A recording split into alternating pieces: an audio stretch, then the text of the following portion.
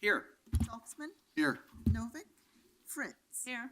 Hales. Here, Commissioner Novick is ill, hopes to join us at 3, but will not be here until then. Okay, would you please read the first 3 items for the afternoon time certain?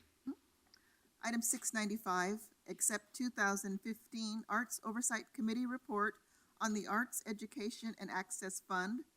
696, establish criteria for assignment of delinquent arts education and access income tax accounts to outside collection agencies. And 697, direct the Bureau of Revenue and Financial Services Revenue Division to report on options for a permanent resolution to the issue of the 5% cost limitation on administration of the arts education and access income tax. Okay, Commissioner Fish. Thank you, Mayor. I'd like to welcome and invite to come forward our honored guest today, Stan Pankin, the Arts Oversight Committee Chair, Nancy Helmsworth, who can come forward. Also a member of the committee and a Portland Public School art teacher, and Craig Gibbons, who is a Arts Oversight Committee member and Executive Director of the Multnomah County Tax Supervising and Conservation Commission. Have you already blessed our budget, or is that still in the works? The budget is blessed. I'm Okay. sorry that you weren't there. Yeah. It was a good session. Thank you. And Mayor, I have some comments that were prepared, and Stan abruptly told me I could dispense with this because he's going to take over from this point, walk us through the run of show, and then lead us forward. So, Stan, welcome. Wow. And I don't want your job, honestly. So, good afternoon, Mayor Hales and Commissioners. Before we get to the report, we thought we'd have a little bit of fun. Not that the report itself isn't fun, but we are going to kick off with a little video that's a sample of the kind of activities that are going on across school districts across the city. So we have, with school year over, we have a little video of a music program that's happening in the Sacramento School in the Park Rose School District. This is a ukulele concert. It doesn't get any cooler than that. So with that said, let's see if we can.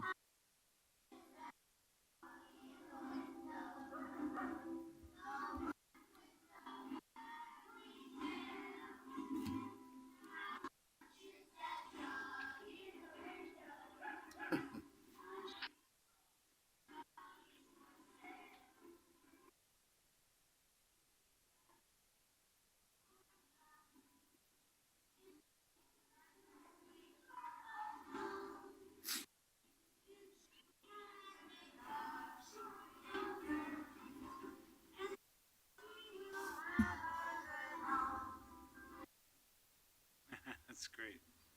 And that was wonderful. The only possible thing that could top that is if there were school kids to give us a live presentation. Well, maybe we can make that happen. We shall see. I listened to this for an hour while I was trying to put it into PowerPoint. I could give you. So I just want to say that prior to the arts tax, one full-time music teacher served all 4 elementary schools in Park Rose. Now each school has one full-time teacher. The tax also leveraged additional investment by the school district. This past year, $12,500 in district funds were allocated for the purchase of musical instruments. Next year, that amount will double to $25,000. So the arts tax, as you can see, it also serves to leverage additional dollars. So that's really great stuff. So now what you alluded to, Commissioner Fish, I'd like to bring up some school kids from Capitol Hill Elementary, 3rd graders, who have a little something to say to you. So kids, come on up. They're going to introduce themselves. Come on up. Welcome. You could come up here. Yeah, you can Don't come be up. afraid of them. They don't Yeah, bite. we're not that dangerous. Hi, girls. Hi, ladies. How are ya? So yeah, you can face that way, and that way they'll be on television.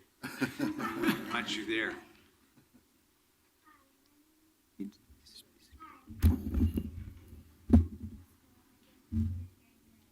Hi, my name is Bobby. I go to Capitol Hill School and just completed Bullet Point.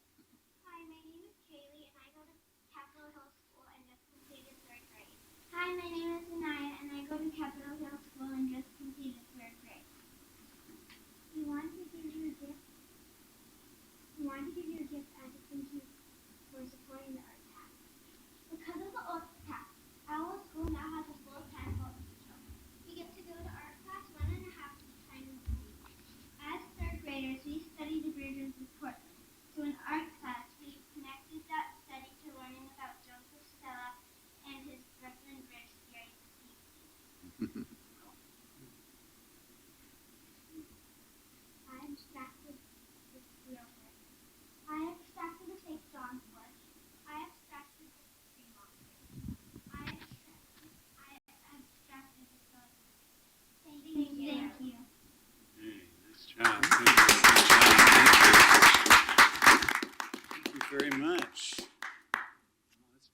These are a series of note cards with Oh, 4 these are bridges wonderful. for Thank you. everyone up there. Wow, thank you very much. Very much. Beautiful. Give one to Carla too, our clerk, council clerk. Oh, thank you. I didn't know I was getting that too. That's really nice. Oh, yes, thank you. He will really appreciate that. Yeah. Thank you, guys. It's great stuff. Thanks. Nice job, ladies. Appreciate this very much. So after that, you really don't want to hear this report, do you? We should move on? Oh, these are great. Okay. So I appreciate that you chose the bridges of our city as the subject of your artwork. We actually have an official city gift that we give to people. When we have a ceremonial occasion, some mayor of our sister city from Sapporo or somewhere like that will come visit us. And so it's normal protocol to have an official city gift. So we actually have a city tie and a city scarf with the image of the Tillicum Crossing woven into the fabric. And so we also believe that our bridges are a great symbol of our city and a great subject for art. So nicely done. Thank you very much. Good job. Let's hear it for these artists.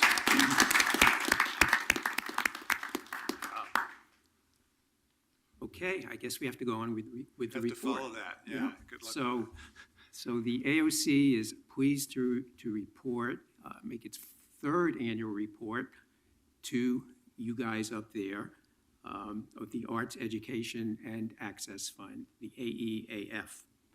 I just want to note that this will be my last presentation as I am stepping down from the committee in December. And I also just want to do a shout out to another committee member, Mark Woobold, whose term had expired after 3 years last December, as mine had, but we both kind of made a blood oath that we would stick it out one more year because we wanted to make sure that the committee was moving forward on its work, looking at the quality of education, not just the numbers that we will be talking about today. So that's a real focus going forward. I'm also happy to say that we're presenting this report today with the question of the legality of the arts tax lifted after the recent decision by the appeals court. So we're happy to move forward without having to think about that anymore. I am going to dispense with the history of the arts tax, which you will see in your report. I think you all know the history of it and what the context is. I do want to say a few words, though, about the actual committee and a little bit about our meetings. So we started out with 20 diverse community members in December of 2012, December 19th to be exact. And through 3.5 years now, we've had some attrition, and we're down to 16 members after one recent resignation. Moving forward with more resignations or term expirations coming up this year, I just want you to be aware that it's important that we look for more people. And I'm kind of concerned about the committee getting too small and not having a diverse representation from across the city. So that's something I think the committee as well as the city should focus on in this coming year. I do want to recognize our 4 recent people who joined the committee this year, and that's Shamika Ansley, Amy Baggio, Neil DuPont, and Dunya Jennings. I don't think any of them are here today. A quick word about our meetings. This past year, we... There is one here. We have somebody here. Yeah. Oh, hi, oh, you did make it. Hi, great. Thank you. Thank you for joining us. Yeah, so this past year, we scheduled 3 full committee meetings, and we've had, I believe, 3 or 4 metrics meetings. There'll be one more meeting this year coming up in October. In the past years, we've spread some meetings around to different parts of the city. This year, we've had all our meetings at the RAC conference room, as that seemed to be a good venue and convenient for many people. But going forward, we'd like to, again, get some of our meetings out into the community rather than just having them here in the city. So I just want to say a few words about that. I do want to acknowledge with great appreciation the help, guidance, and administrative support provided by the Revenue Division, led by Thomas Lanham, Terry Williams, Scott Carter, and Megan Fertal. RAC has also been an integral partner in our work, and we wish to thank Eloise Damrosch, Jeff Hawthorne, Marna Stalcup, and Maya McFadden, who between them have attended all our meetings and offered valuable input and guidance, all our full meetings and our metrics meetings as well. So a real good shout out to them. Lastly, but just as importantly, we appreciate the collaboration with the 6 school districts that have attended many of our meetings. We will now move on to the nitty-gritty of the report. I will present the revenue information. Nancy will talk about the schools. Craig will talk about RAC. And then I will talk about our recommendations and a few closing comments. So first, the Revenue Division. The Revenue Division continued to be a major source of information and provided complete updates on all aspects of the tax at every committee meeting and in between. A little bit about the tax year 2015.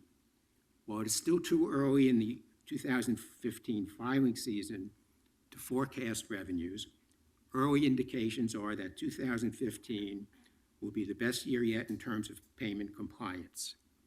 As of May 27, 2016, over 230,000 Portlanders had filed their tax returns and paid over $8.1 million. This is more revenue than any other year at the same date in the prior 3 years.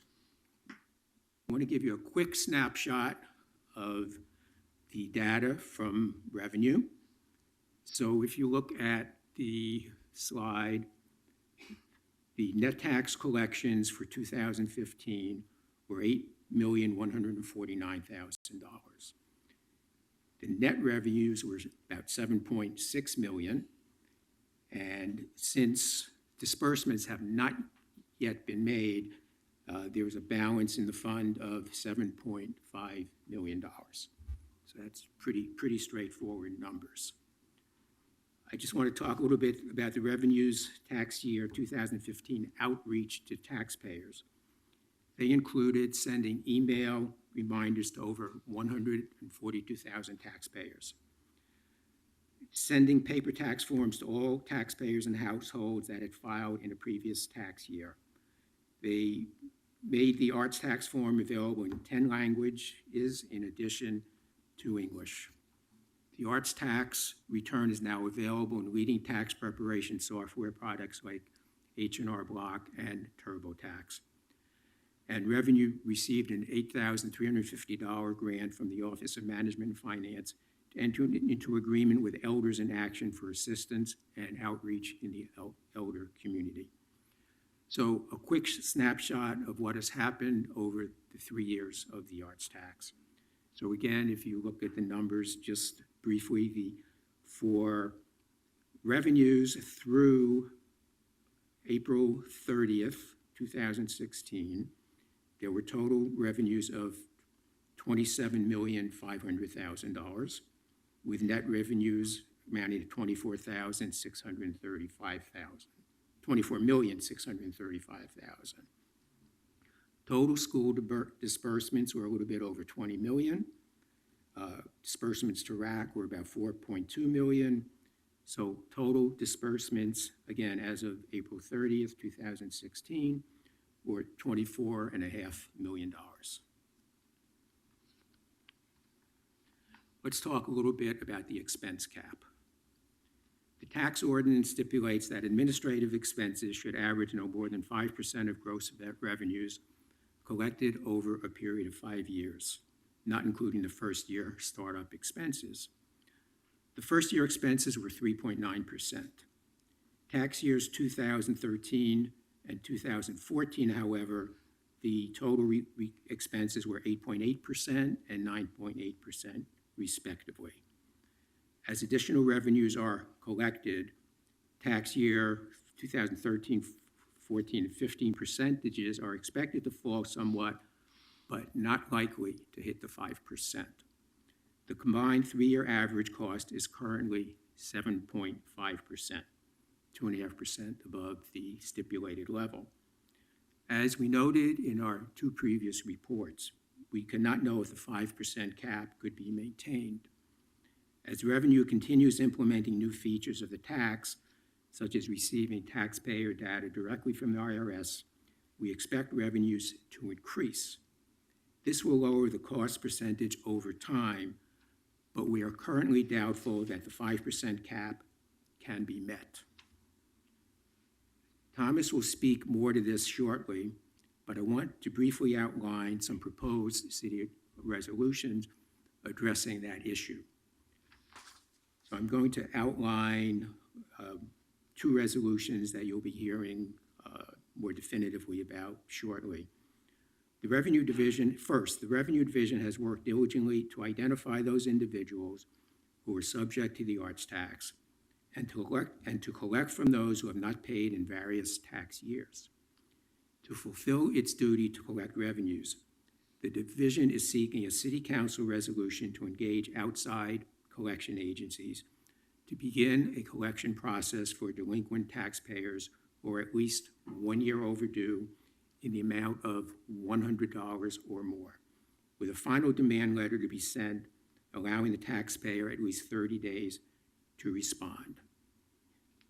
Number two, in addition, due to the anticipated difficulty in meeting the 5-year 5% administrative cost cap, a figure that we questioned in our first annual report as likely being unrealistic, the division is seeking a city council resolution to direct the Revenue Department to report on options for the permanent solution to the 5% 5-year average expense cap. It should be noted that the originally conceived 5% cap was based on projected revenues of $11 to $12 million. Due to changes made by City Council in the first year relating to exemptions and minimum income requirements, revenues have decreased, thus increasing the administrative cost percentage. It should be further noted that compelling the Revenue Division to strictly adhere to the 5% cap would be counterproductive. It would reduce staffing and other efforts which would have the consequence of decreasing the ability to maximize revenue collections. The AOC recommends that the City Council adopt these resolutions. Finally, we wish to note, as we have previously, that under a short startup time frame and with the subsequent issues and changes that took place, the Revenue Division did an excellent job. The division has been open, transparent, and always receptive to questions and concerns from the AOC. The division addressed our recommendations to expand outreach in more languages that now number 10, and its continuing efforts to further expand outreach services. Finally, and very importantly, the tax return can now be filed through multiple software products on the market. We will now, Nancy, move on to our school report. Welcome, Nancy. Thank you. Do you have my name, or do I need Nancy Helmsworth? Okay. Thank you. Okay, And go where do you ahead. teach? I'm at Capitol Hill School. Got some good students there. I know they're super You smart. noticed. The Metrics Committee continues to monitor the arts tax monies as they are apportioned to each district, auditing how the money is spent for the arts teacher FTE per student. We individually and as a group review the data collected from the districts, and the narrative and the numbers are in the appendices B7 through B12. To look at a broader snapshot of the Multnomah County-wide progress, there's a slide. Oh, excuse me. The first is, this looks like, this is an example of the form that's sent out to Yes. each district. Yep. Okay. And here is a sample. And here's an example of what you'll look at when you look at the reports that are in the appendices. This is Centennial School District, and the three graphs show the ratio of teachers to kids.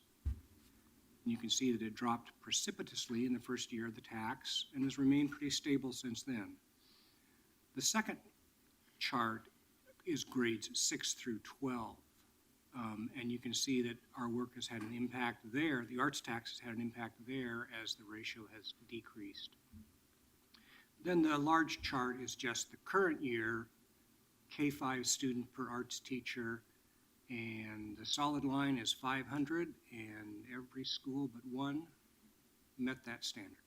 So that's what the charts show. And then, The county-wide chart. Yeah. Okay, in the county-wide chart, which of course would take a few minutes to really look through all the numbers, we want to point out that when you look, you will find from the base year, which is the pre-arts tax year, to this school year, there's been an increase of over 60 teachers. We went from 31 teachers to 91 teachers at the K-5 level. We're also pleased to point out that an additional 8 teachers were hired this school year.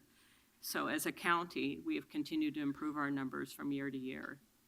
And at our base year, the ratio of teacher to student was 1 to 1,000, 1 teacher to 1,000 students, 997. And this year, it's 1 teacher to 380 students. Clearly, the 1 to 500 ratio has been successfully achieved for the past 3 years. Our primary focus has been to monitor the implementation of the AEAF for the K-5 students, but part of the IGA agreement specified that the school districts would support and continue the education begun at the elementary level. This year, our first arts tax students have completed 7th grade. Next year, as a committee, we'll be looking more closely at the arts FTE offered in the middle and the high schools in support of that IGA intention of arts offerings being available to the students as they progress in school. Now that these mechanics of gathering and monitoring the money data are in place and have become routine, we're looking deeper into the impact of the arts tax. We know the numbers, but what does it look like in the classroom and for the children? In our discussion as a committee, we have suggested that each school district make a State of the Arts report annually. Such a public report would no doubt be an effective internal status taking, as well as give us an informative window to view the positive efforts and outcomes resulting from the AEAF, information that's not obvious in our audit form. For instance, in a State of the Arts report, we would hear about when the arts tax passed, Portland Public resurrected a dormant position of TOSA, teacher on special assignment, someone who is their full job is full assignment is to support the teachers in the arts, meaning it was an arts subject area, TOSA. And that shows PPS's commitment for the arts tax implementation and to support the IGA agreement for scope and sequence development at the K-12 level. This year, a K-5 visual arts team spent over 200 hours writing their new standards aligned with the new National Core Art Standards. That was in addition to their teaching hours. They defined program mission and goals and developed curricular resources for their fellow arts teachers.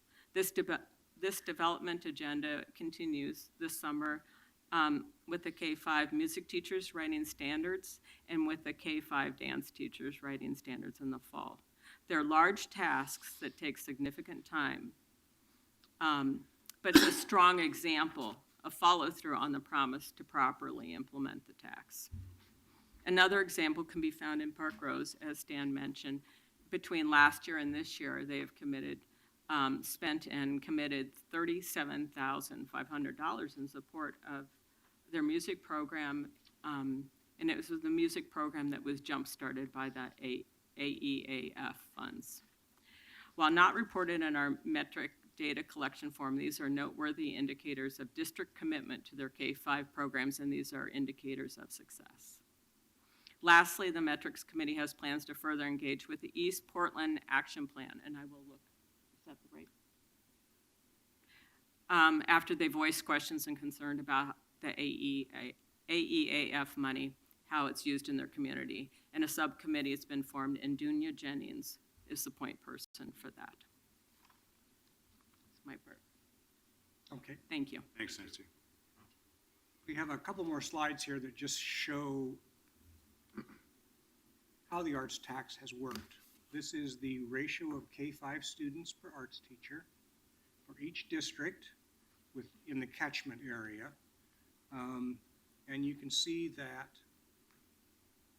except for a couple of the schools, they made terrific progress in decreasing that ratio. David Douglas was already ahead of the game, it appears, and so was Riverdale. This chart looks at it from the other direction. This is the FTE of arts teachers. Base year is in blue again, and then the following years, and there's an increase every year. The third chart over here is the annual increase, which was significant the first year, but has been steady in the last 2 years. So now we want to talk about RAC. All the money is distributed, or the money is first distributed to the school districts, and then the remainder is distributed to RAC. We just want to recap RAC's distribution of its funding over the last 3 years. This first slide, slide 16, I have to preface this. We have 2 data sets here. One is as of April 30th, the other is as of June 6th. So there is some contradiction in the numbers, but we wanted to get you the most recent numbers we could, the June 6th numbers, to make the report as up to date as we could. Some of the old numbers still linger. The numbers on this sheet are as of last week.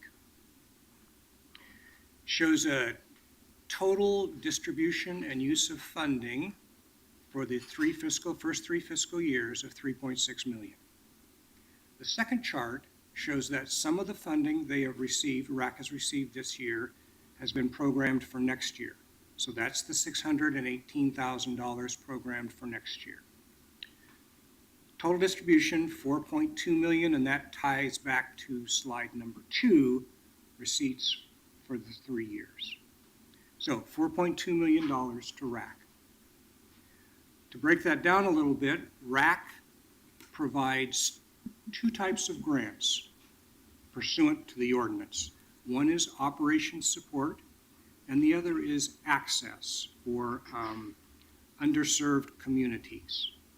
The split is 95-5, and this is the money that has been spent annually on those 2 different grant programs. The middle chart, you can see that the number of grants has stayed pretty steady. The bottom chart, the math from the first and the second chart, shows that the average grant size has increased over the 3-year period. Then the next few slides are detailed slides, just to show you what's in the annual report. Here is a detailed list of the equity slides, or the equity grants that were distributed, and they vary from about $1,000 to about $5,000. Most of them are one-shot grants. So these are the equity grants. And we really want to study this one closely. I'm just advertising that the chart is in the report. This lists all of the general support grants alphabetically and how much was received each year by the organization. The next chart, which is also in the report, takes the previous chart and sorts it by total grants over the 3 years, with the jurisdiction that got the most grant money over the 3 years at the top. And the top 3 districts, I'll just tell you, are right here. Portland Art Museum, the Symphony, the Opera, Portland Center Stage, Oregon Ballet, and they all got a total of more than $100,000 over the 3 years. So that chart is in there for you to look at too. They each received 100,000? They received over 100,000 total. So if you want to look at data, those are interesting charts to look at. Any questions on the data or the numbers? Okay. Okay, Anything else on RAC? Nope. Okay. General recommendations. Okay, so each year we have made some recommendations, and what we like to do is review our recommendations from the previous year and see what has happened to them. So a review of our 2015 recommendations. Is it up on the board, Craig? I think we have a Yes. slide for that, I think. So number one, recommendation last year was to provide a clear definition of certified arts teachers via an administrative rule procedure. This rule is expected to be completed during 2016. Our second recommendation, provide arts tax or other funding for the Southwest and Ivy charter schools so that they equally benefit on a proportionate basis with the other school districts. This was accomplished with Portland Public Schools providing the funding for 2015-2016 year. City Council has now established via definition in City Code that allows these two schools to receive funding in the future. Third recommendation, the school districts and RAC, through its education coordinator, should collaborate towards creating a model program that aligns with recognized national standards for quality arts education, and which addresses the concern about FTE allocations. We further recommend that this be undertaken over the course of the following year, with a report to be submitted to the Arts Oversight Committee by no later than this time in 2016. To the status of that, through the Arts Coordinator position, RAC has made excellent strides in meeting with the school districts to provide developmental support. The question of aligning with national standards and measuring quality of education and outcomes is and will be an ongoing process in collaboration with the school districts. RAC has provided reports on its progress on a regular basis during the course of the year. Number 4, AOC to add a request for hours of instruction in each arts discipline in its data submission form. After further discussion following this recommendation, the AOC and RAC determined that this information could be better acquired by RAC. In its cadre meetings with the school districts and through surveys, this metric is slowly being developed. Number 5, the Revenue Division should provide projections of revenues and expenses at a time when it becomes viable to do so. The Revenue Department, then known as the Department, now Revenue Division, has been providing this information as available. Number 6, the legislative intent of the AEAF was to add new resources on top of the city's current levels of funding. We recognize that the city is on track by continuing its general fund investments in RAC and should continue to do so. Happily, the city has continued to provide that steady funding to RAC. Lastly, from our 2015 recommendations, the AOC to work with RAC to create a more comprehensive way to track how different AEAF tax year dollars are used in any given RAC fiscal year. This will continue to be an ongoing need as the Revenue Division becomes even better equipped to collect taxes from late and non-compliant filers. Part of that problem, that issue, was the fact that the arts tax was a calendar year and RAC worked on a fiscal year. So there was a lot of reconciling that had to be done. This has been accomplished, but there will still be an ongoing effort to simplify reporting to the extent possible. But we have come a long way. So on to our recommendations this year. Number 1, RAC and the AOC should further develop the measurement of the hours of arts instruction taking place in the schools, which is eventually to be included in the school district's yearly data submission to the AOC. 2, RAC to continue its arts coordination work with an eye to the quality of arts education in the schools and to collaboratively work with the school districts towards developing metrics for the evaluation of outcomes. 3, the AOC should further track arts instruction taking place in middle school and high school by breaking data down into individual schools as it does for K through 5. 4, a suggestion that school districts consider providing an annual State of the Arts, which Nancy referred to earlier, an annual State of the Arts report so that there can be a better understanding of what takes place within the districts relating to arts education.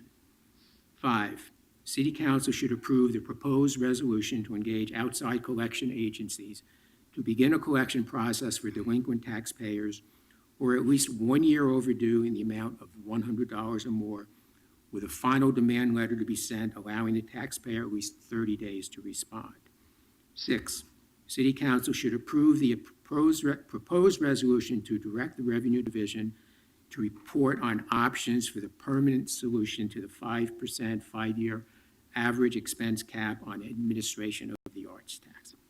Lastly, the city should continually be messaging the positive results of the arts tax and dispel misinformation as it arises.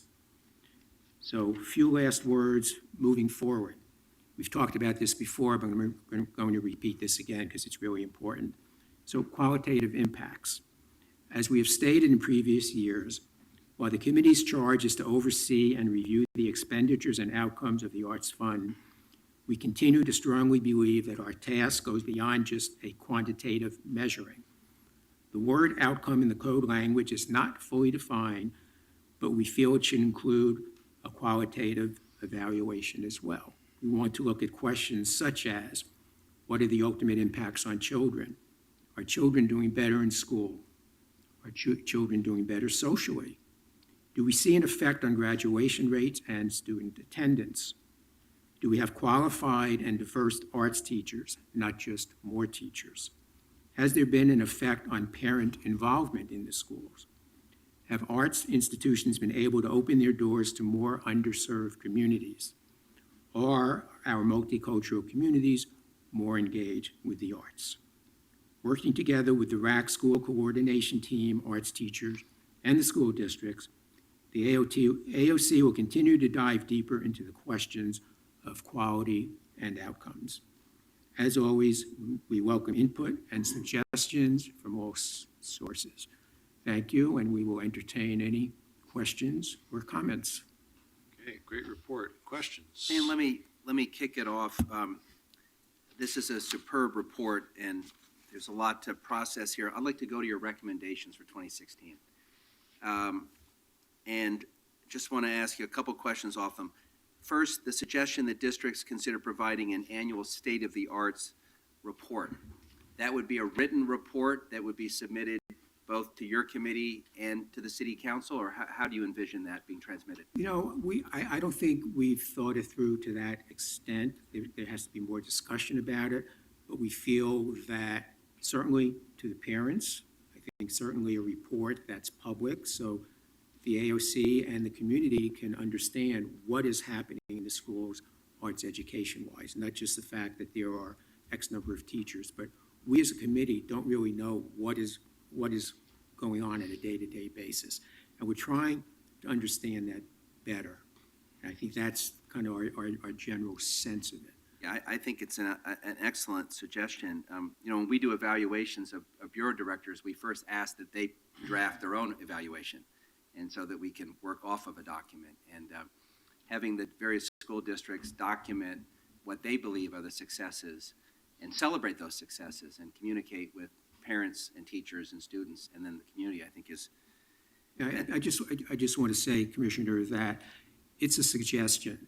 From day one, we didn't want to be seen as the police over the school district. Everything we've tried to do has been collaborative, and we've worked well together. And as we developed our metrics, they were very helpful. So we've worked together. So this is a suggestion. It's going to involve more conversation as to how it's actually done going forward.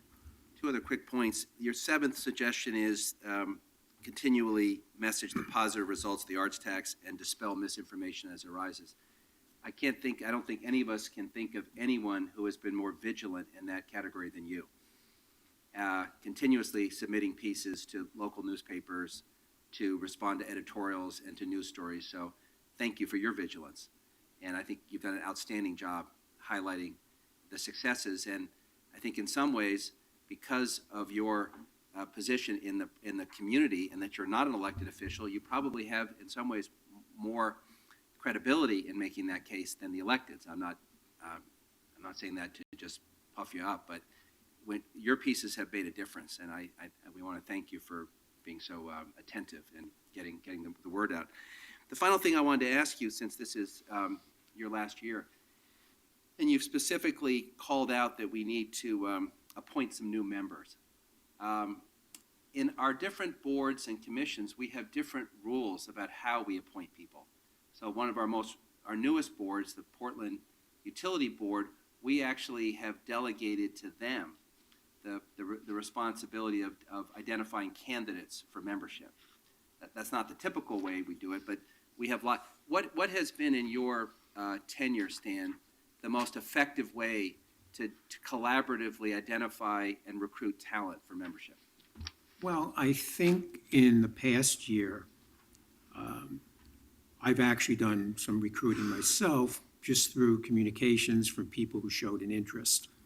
And some of the new members that came on this year had contacted me about various questions. And we would sit down, have coffee, talk about what they're concerned about. And then I'd say, hey, how would you like to raise your hand and be a volunteer? But that is not the best way to do it, because that's a very small reach out. I feel there has to be a broader reach out so we can reach across the entire community. And I think there is a process through the city whereby we put out a request for applications. I've seen that in many bureaus. And we haven't done that in the past year or two. I think we did it early in the second year when Jenny was still on your staff. But I think we have to get back to a great outreach effort, because otherwise I wouldn't want the committee to be composed of friends of mine or people that I happen to know. That's not the way it should be. Well, this sounds like something that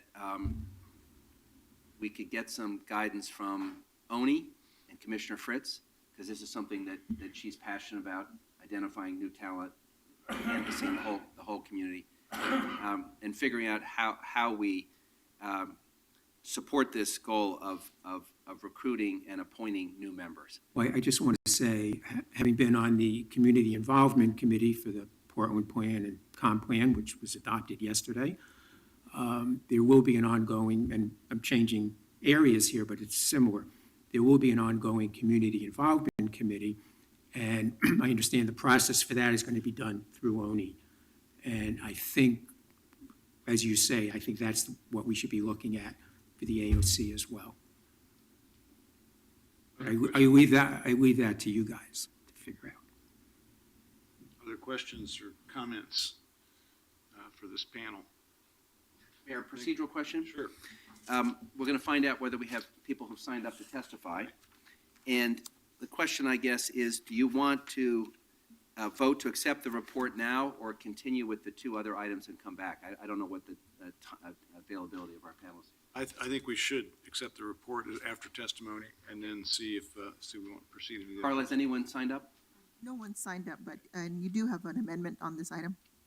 I'm sorry, you do have what? There's an amendment for this, the AOC Metrics Committee Analysis Year 3. That was submitted in the Tuesday memo.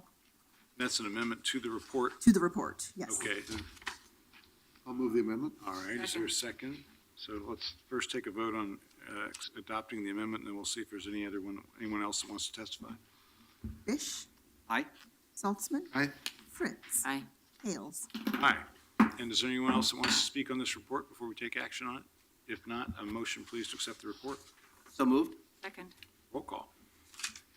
Fish, I got out of my deathbed today to attend this hearing Let's hope not. because I didn't want to miss a chance to thank each of you for the work that you do. And as Stan knows, in prior years, there was a little more drama around this. And we hope the Court of Appeals decision has decided the question. I don't want to encourage any further appeals, but there's at least one more rung of the ladder that theoretically someone could go. But we have a perfect record in terms of courts addressing the legal question that was brought about whether it's a poll tax or a head tax. And I think given the resounding, very strong decision of the Court of Appeals, I think we now feel like we're on very strong ground going forward.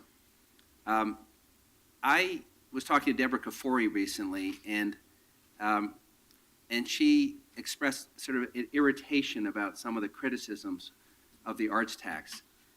And she's very clear about celebrating the benefits of the arts tax to our community. And when you think about it, 40,000 children in our community now experience arts education at a much higher level than they did before during formative years. And Jeff is here from RAC, and the kind of companion piece of data that we get presented with every year is the wonderful and inspiring data of the Right Brain Initiative, which keeps documenting at a very high level that arts education impacts all of children's development. That kids exposed to the arts do well in all the disciplines. And there's something about stimulating the right brain that just benefits kids in every discipline. And so we have a funding mechanism that is not perfect, that is providing children with something that is essential and that all of us, say over the age of 40, remember a day when it was part of the curriculum and not considered extra like PE and other things, which now, because of budget cuts, are almost considered luxury items. And the aggregate data in the nation says that children are more successful in schools where there is robust arts education. And that's separate and apart from the possibility that some child exposed to the arts early is going to become a painter, a singer, a musician, a designer, is going to have a creative impulse that catapults their life forward.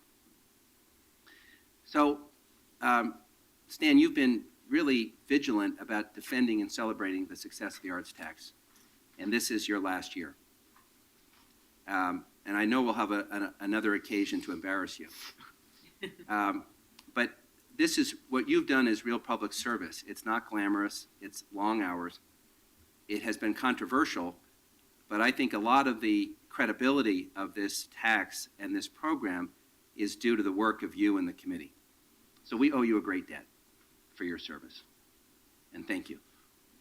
And to Stan and to Craig and to Nancy, thank you for your presentations today, and thank you for really one of the better reports that we get every year in terms of clarity. I must say on the PowerPoint, I have trouble reading the tiny print, but it is in a bigger font in the written materials, and it's very thorough. And thanks to all of your committee members for the work you do, which has been vital. And I want to close by thanking the young people that are here today. We love it when young people come to City Hall for lots of reasons. We hope that some of you someday think about sitting in these chairs. They did before you came in. Give evidence. Was it me in particular or just me filling the seat? You know, we've got a council here of everyone here is slightly over the age of 50, so there will be some vacancies in the next 10 to 15 years when you are of age. And we hope you consider public service. But to the young people, this entire effort is about giving you exposure to the arts. And when you come to us and you showcase what you've learned so beautifully, and you're so articulate, and you're so poised, and you're such great ambassadors for what we're doing, you bring it all full circle. Because at the end of the day, you are the reason that we have an arts tax, and you are the people that we have great hope for in the future. So to the young people that were here and the loving, caring adults in their lives that brought them here, congratulations. You really cheered up this room today. And to all of our friends who've supported this effort, thank you. And Stan, we look forward to working with you both on the recommendations and on a more robust recruitment program so you have a full complement. Thank you all for your good work. Aye. Schultzman? Thank you for the great report. Thank you for your service, Stan. And it really is a well-organized and, putting the small font aside, it's a very well-organized report in terms of the information presented. Very, very clean and easy to follow. So thank you. Aye. Fritz? Thank you so much for your work, and thank you for the work that you've done over the past several years to get this organized and off the ground so that this routine report is now routine. And you've done a lot of work to make sure that citizen oversight of this large amount of money has been diligent, and that the people of Portland can know that we have spent it appropriately for the promises and kept the promises that we made.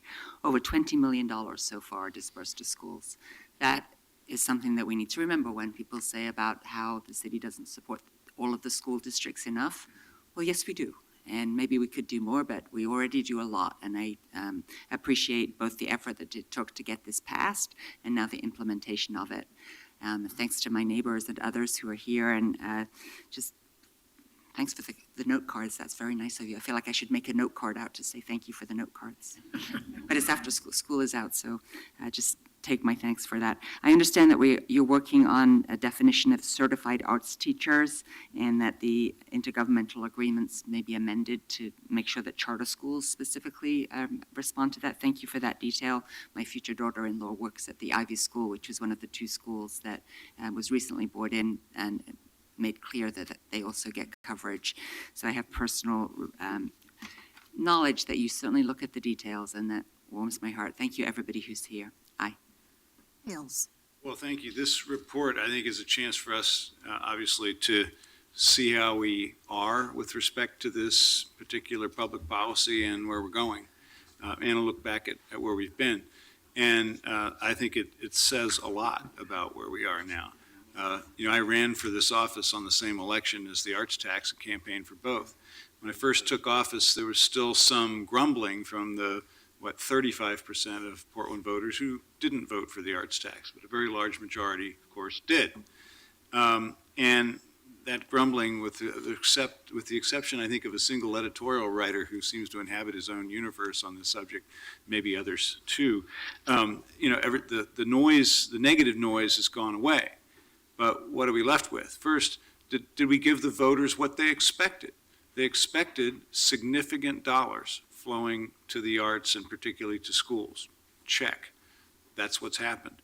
And that it would be new effort by the school districts, not backfilling against what they were already doing. Your report demonstrates that that's the case, and that the ratio of arts teachers has radically changed to the good because of this reliable source of funding for a key educational component. The voters expected that a small percentage of the money would go to overhead and administration. Check. It's true. Whether it's 5%, 7% is relatively inconsequential, again, when you look at the overall effort. People expected that the tax collection would be regularized and easy, and that the city council would work out any problems in the tax, which over the course of a couple of years, we did. And they expected that there'd be continued real citizen oversight, not just the elected officials, not just the folks who work for the city, but citizens would be looking over the shoulder of government here and saying, is this doing what it's supposed to do? And you have done all that. So I think this is a great opportunity to celebrate.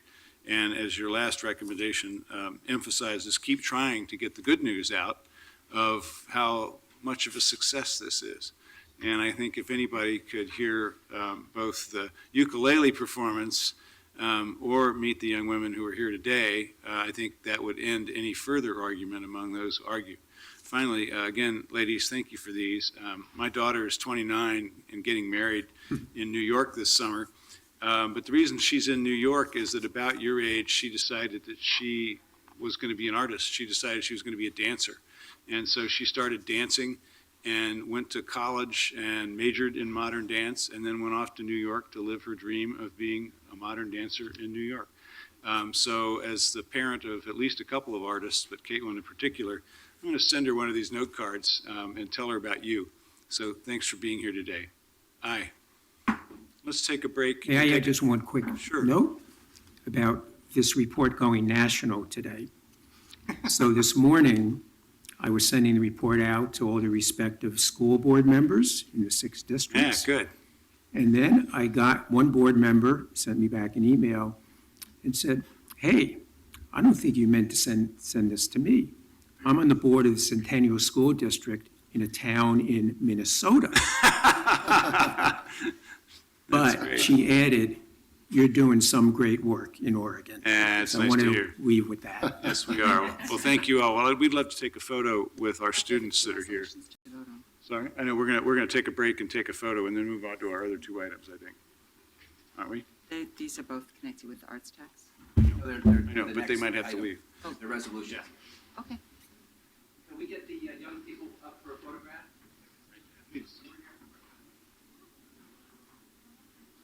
Girls? Nicely done. Give the parents a chance to get their cameras out. There you go. Why don't you hold these, just so, you guys hold a few of these, whatever one you did.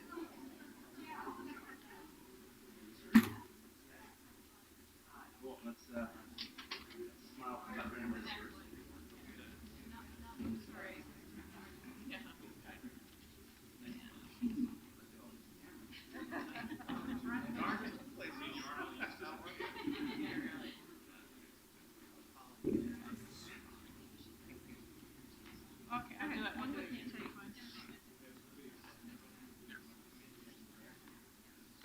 Girls that are sneak in.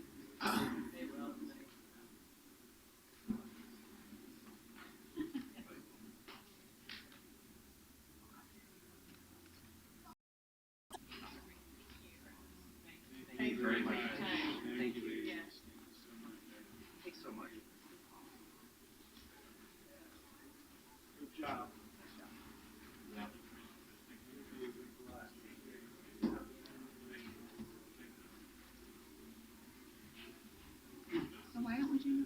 We are. Yeah. Okay, so we're going to move on to the other two resolutions on the subject of the arts, but some of these folks, I think, needed to leave. So we'll. We already bring up- read 696 Bring up and Mr. 697. Lanham to explain these two items. I think we've already heard quite a bit about them, so I'll forego any further introductory remarks and let you take it away, Tom. Okay, great, thank you. Mayor and council, my name is Thomas Lanham. I'm the Director of the Revenue Division of the Bureau of Revenue and Financial Services. Before I talk about the resolutions, I'll briefly say that we get a lot of mail from people at the Revenue Division every year, thousands and thousands of letters, and this is far and away the nicest thing I've ever received, so. Thomas, it says in my notes that you'll be performing. What musical instrument will you be? You don't want to see that. So the two resolutions before you today there's two resolutions before you today. The first sets a threshold for referral of delinquent arts tax accounts to a collection agency, and the second directs the Revenue Division to report back to council in 2017 with options concerning resolving the 5% cost cap issue. As Stan said, the Arts Tax Oversight Committee has unanimously recommended passage of both of these resolutions. So I'll speak first to the collection agency resolution, and then I'll come back and talk about the cost limitation resolution. Use of collection agencies to ultimately collect unpaid debt has been a key assumption underlying arts tax compliance estimates since 2012. Taxpayers that are voluntarily compliant have an expectation that those that are not compliant will ultimately be held accountable. Failing to hold non-compliant taxpayers accountable will ultimately lead to increased non-compliance more universally. The Revenue Division's budget for the arts tax is constrained by the 5% cost limitation and does not allow for any additional internal collection efforts. We estimate that compliance rates approaching or exceeding 80% are still attainable with the use of collection agencies. Increased compliance is expected to boost the revenue yield from the current low $9 million range into the $10 to $11 million range. And those additional revenues would flow to the Regional Arts and Culture Council. Many public agencies use a collection agency to collect debt, including the Oregon Department of Revenue, Multnomah County, other tax programs of the Revenue Division, the Water Bureau, the Fire Bureau, OMF. This is a straightforward business decision and should not be controversial. The most common referral threshold used by most public agencies in Oregon appears to be $100 of debt owed, and that is the threshold that we are recommending that the council approve today. If the council approves this threshold, our next step will be to mail what we call final demand letters to those taxpayers owing $100 or more, beginning with those owing the most. There are approximately 95,000 taxpayers that owe $100 or more, Of that 95,000, 25,000 owe $260, which is to say, have never paid for any tax year.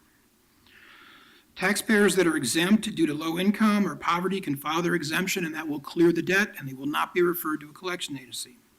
Taxpayers that pay the debt or enter into a payment plan with the Revenue Division within 30 days, again, will not be referred to a collection agency. Prior to any referral to a collection agency, the Revenue Division will attempt to verify taxable income with the IRS so that we can focus our efforts on those that owe rather than those that do not.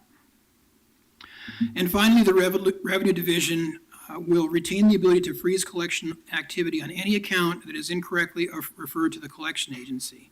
So there are a range of different tools, safeguards that we have in place to do our best to make sure that the right people are referred to the collection agency.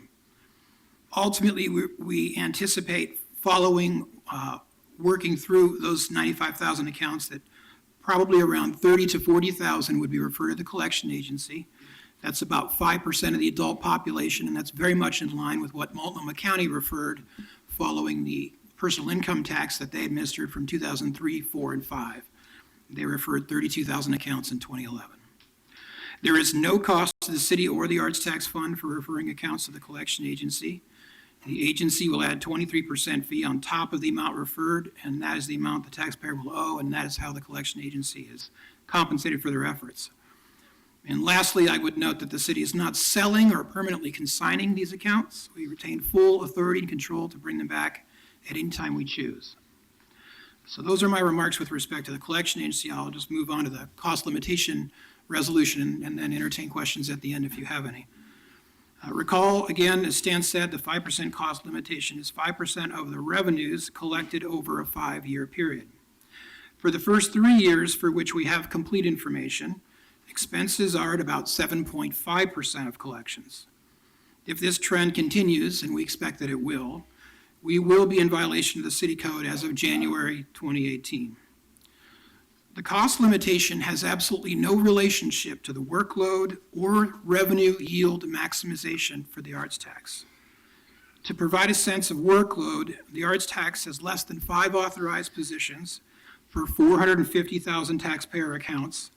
That's a collector to account ratio of 1 to 100,000. Every other City of Portland revenue collection program that we're aware of, including those within Revenue, Water Bureau, anywhere else you may choose to look, have ratios that are well below 1 to 10,000. In other words, we have 10 times the number of accounts that those other programs do. The cost limitation also works against more common sense efforts to maximize the revenue yield because it limits the amount we can spend to 5 cents for every dollar collected. Spending 10 cents to collect the next dollar makes perfectly good business sense, but is discouraged by the current city code. We cannot cut the budget to meet the 5% cost limitation without losing revenue and setting up a negative feedback loop because it's that same revenue that drives the limitation in the first place. The close of the first 5-year window will be December 31, 2017, and this will be the last date the city can act to correct the 5% cost limitation. So the first and best option for partially closing the cap between the allowable and actual expenses is to raise increased revenues so that that cap is also raised. And we believe taking this step will move the current cost burden from 7.5% to around the 6% range, leaving a relatively small figure for us to look at in the 2017 when a correction may be necessary. So the resolution, the second resolution before you today directs the Revenue Division to close the gap by collecting additional revenues, and it also directs Revenue to report back to the City Council with options to finally and fully resolve this issue in 2017. So that's all I have. Great, thank you, Thomas. Questions? Thomas, just a couple of, oh, go ahead. Yeah. I continue to be, as you know, concerned about the threshold by which we're referring past due collections to a collection agency, just over concerns about people's credit history and things like that. So when we refer these accounts, past due accounts, to a credit agency, the credit agency will add a 23% surcharge? That's correct. Okay. Can they sell the debt to another collection agency? No, They cannot? Okay. No.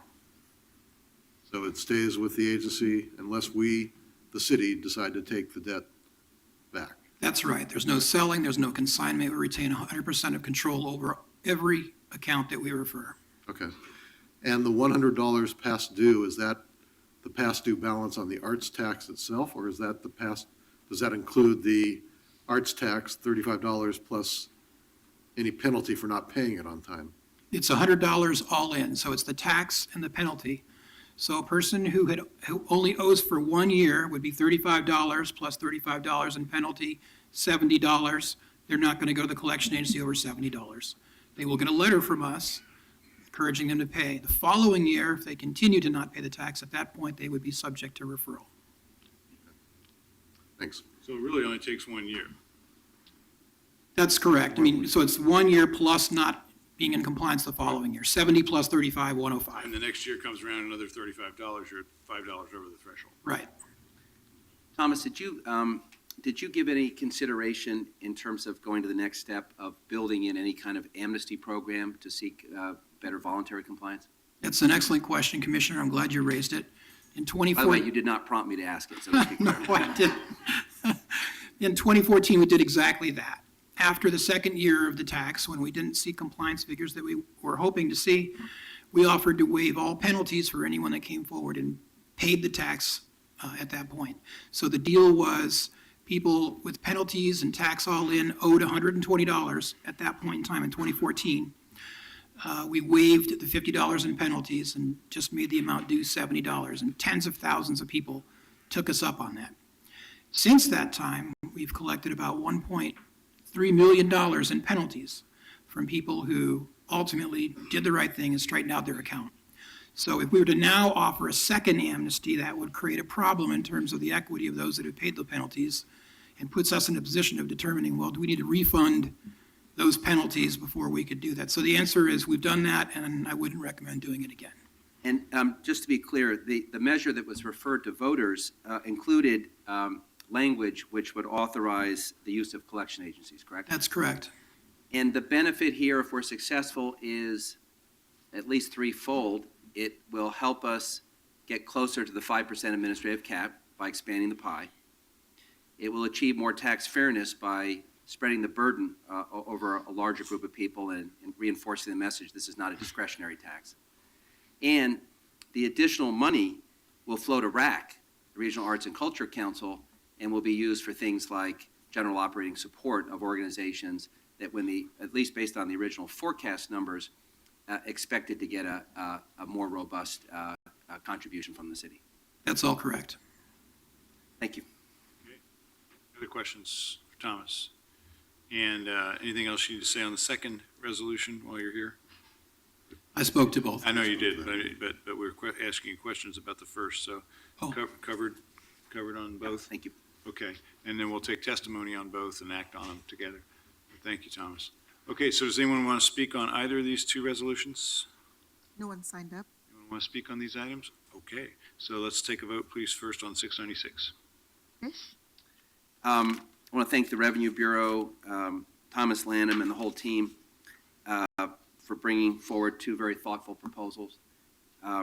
It's obviously not our intent to use strong-arm tactics with taxpayers to collect, but when the voters adopted this, there was the expectation that the tax would be borne by all, and we don't get to pick and choose what taxes we pay.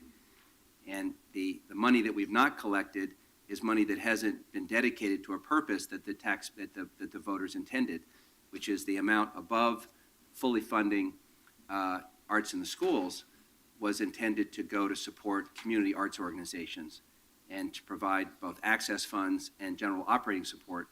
And as we know, Portland historically has been on the low end of public general operating support for arts organizations. And that was a companion piece of the vision embraced by the voters. So thanks for bringing this forward, and I support 696. Aye. Saltzman?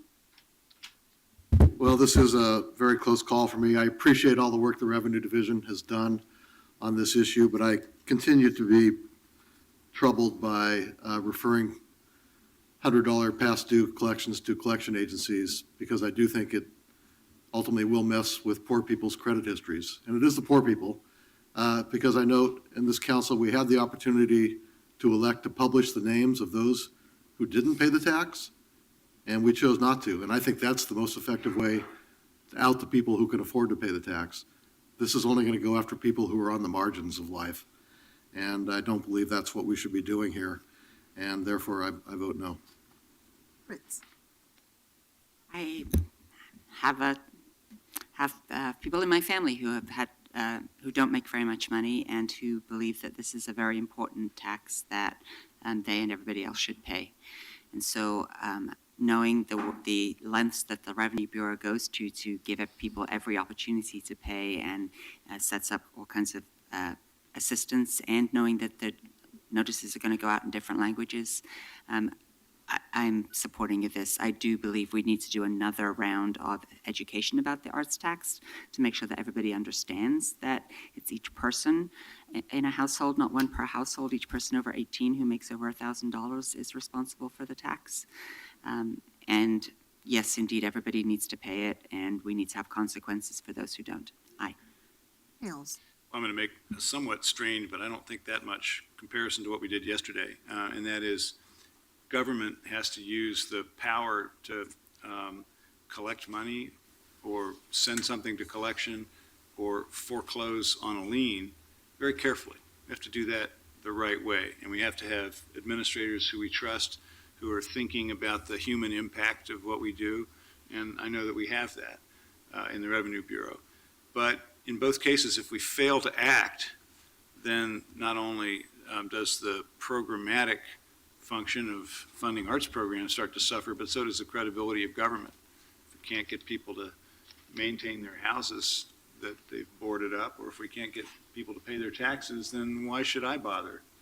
So I think the credibility of what we do is at stake if we don't do this. Have to do it very carefully. Have to make sure there are lots of safeguards, because you're talking about the power of government over people's lives and in this case, their credit rating. But again, I have a lot of confidence in Thomas and Terry and their staff for the way they will do this, and that will matter a lot. So thank you for thinking this through. Let me just yield for one point. Sure. Because this is a self-contained record, I just want to respectfully respond to something Dan mentioned. There were two reasons why this council rejected the idea of publishing the names of taxpayers that don't pay. The first is that we as a majority did not believe in publicly shaming people. And second, we got a legal opinion from the city attorney's office it was not lawful. So while I respect and appreciate Dan's view that that would be an alternative, the council rejected that based on legal advice. Right, that's a good point. And I also think shaming people by publicly giving out that information sets us on a bad path. Well, there's a time and a place for that. Maybe if you've let your house get to the point that it's falling on your neighbors, we would publicize that. But in this case, right, it's not so much. So again, I want to appreciate the good work that's being done and look forward to getting obviously the council should get a report for how this works out in practice, but it makes sense to give this good idea a try. Aye. And now on the second of the two resolutions, again, no one here to testify, I don't believe, on the second of those. Let's take a vote, please, on 697. Fish. Aye. Saltzman. Aye. Fritz. I appreciate this direction. It's pretty clear to me that we should have this tax cover the cost of administering it. We know that the Revenue Bureau staff does very good work, and so I hope, I'm going to indicate right now that when you come back, my preference would be to remove the caps and have the fund pay for the administrative costs rather than the general fund. Aye. Well, one of the functions of city government that maybe not a lot of people get to see is the work of the Revenue Bureau. Because I'm the commissioner in charge of finance administration, I've been over there and seen their staff at work at the peak times of when tax payments come in. And let me tell you, these people work hard and the taxpayers are getting their money's worth. Aye. Thank you both very much. Okay, let's move on to our time certain, remaining item, time certain for 3 o'clock, 698. Before we read that, we found a lost pair of keys. If you've lost your keys, they're up here. Okay. Item All right, 6, 698, please. establish a construction excise tax to fund affordable housing initiatives from an inclusionary housing fund. Commissioner Salzman. Thank you, Mayor.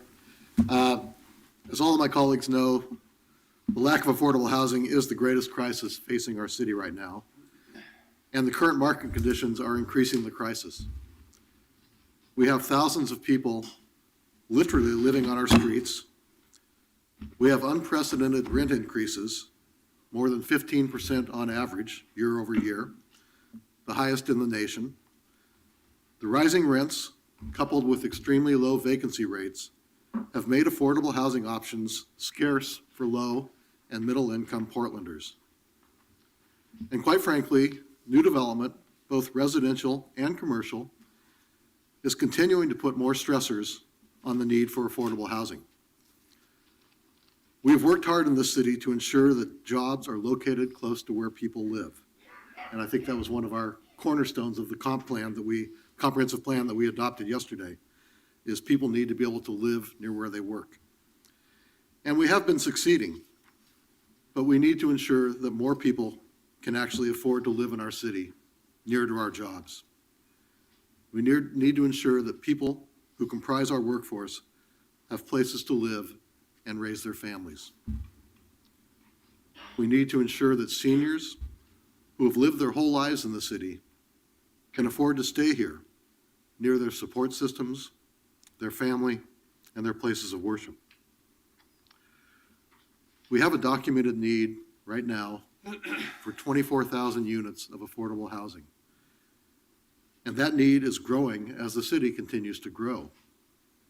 In the comprehensive plan that we adopted yesterday, we acknowledged the need for an additional 10,000 units of affordable housing on top of that 24,000 units of need right now over the next 20 years. New commercial and residential developments in the city must pay their freight towards supporting affordable housing, both commercial and residential development. And that's what we're presenting today to you, is a proposal to do exactly that. We are proposing to establish a 1% commercial excise tax on residential construction and on commercial construction. This is not the solution to our housing crisis, but it is an important cornerstone of funding new affordable housing in the city of Portland. Some of the other things this council has done is last year we increased the amount of urban renewal money dedicated to housing by nearly $67 million for affordable housing. Before the end of this year, the council will consider an inclusionary zoning program for adoption, which will include some increases for incentives for developers, which this construction excise tax will provide some funding for. And I will be bringing to council a referral to the voters in a couple weeks to ask them to help solve this affordable housing crisis even more by supporting a general obligation bond for affordable housing development. Our city's workers, our families, our seniors are struggling to stay in this city. It will take all of us stepping up to help stem the tide, to help turn the tide. And I'd now like to introduce our Housing Bureau Director, Kurt Krieger, and Matthew Shabold, our Equity and Policy Manager, who will run us through the proposal in more detail. And then we just have one panel, invited panel, that I'll bring up after the PowerPoint and the presentation by Matthew and Kurt. And that is Dyke Dame, who is a member of the Portland Housing Advisory Committee and who was instrumental in the city's lobbying effort regarding the tax and inclusionary zoning. Vivian Satterfield of Opal, who also helped lead the charge in Salem on getting the inclusionary zoning ban lifted, and Jess Larson of the Welcome Home Coalition. So we'll start with Matthew and Kurt and the PowerPoint. Thank you very much, Mayor Hales, members of council. Kurt Krieger, Portland Housing Bureau. It's my pleasure to be here today with Matthew Shabold. And I want to frame this briefly by saying that today we come to you standing on the shoulders of giants, and that is our legislative leaders brought us to where we are today. You, as a council, made the passage of an inclusionary housing program, a mandatory inclusionary housing program, your top legislative priority in the 2016 session. And in 32 days, we were able to get that passed, due in large part to your energy, your enthusiasm, and your commitment. And although Martha Pellegrino is on leave, Martha, I know, worked 12 hours a day on this because I got calls from her after 8 p.m. and on weekends.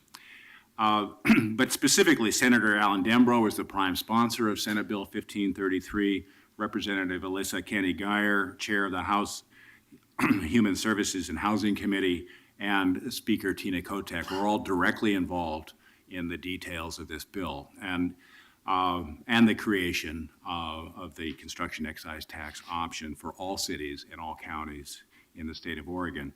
The underlying purpose was to tap the hydraulics of the private sector to deliver a wider spectrum of affordable housing than we could do with direct public financing.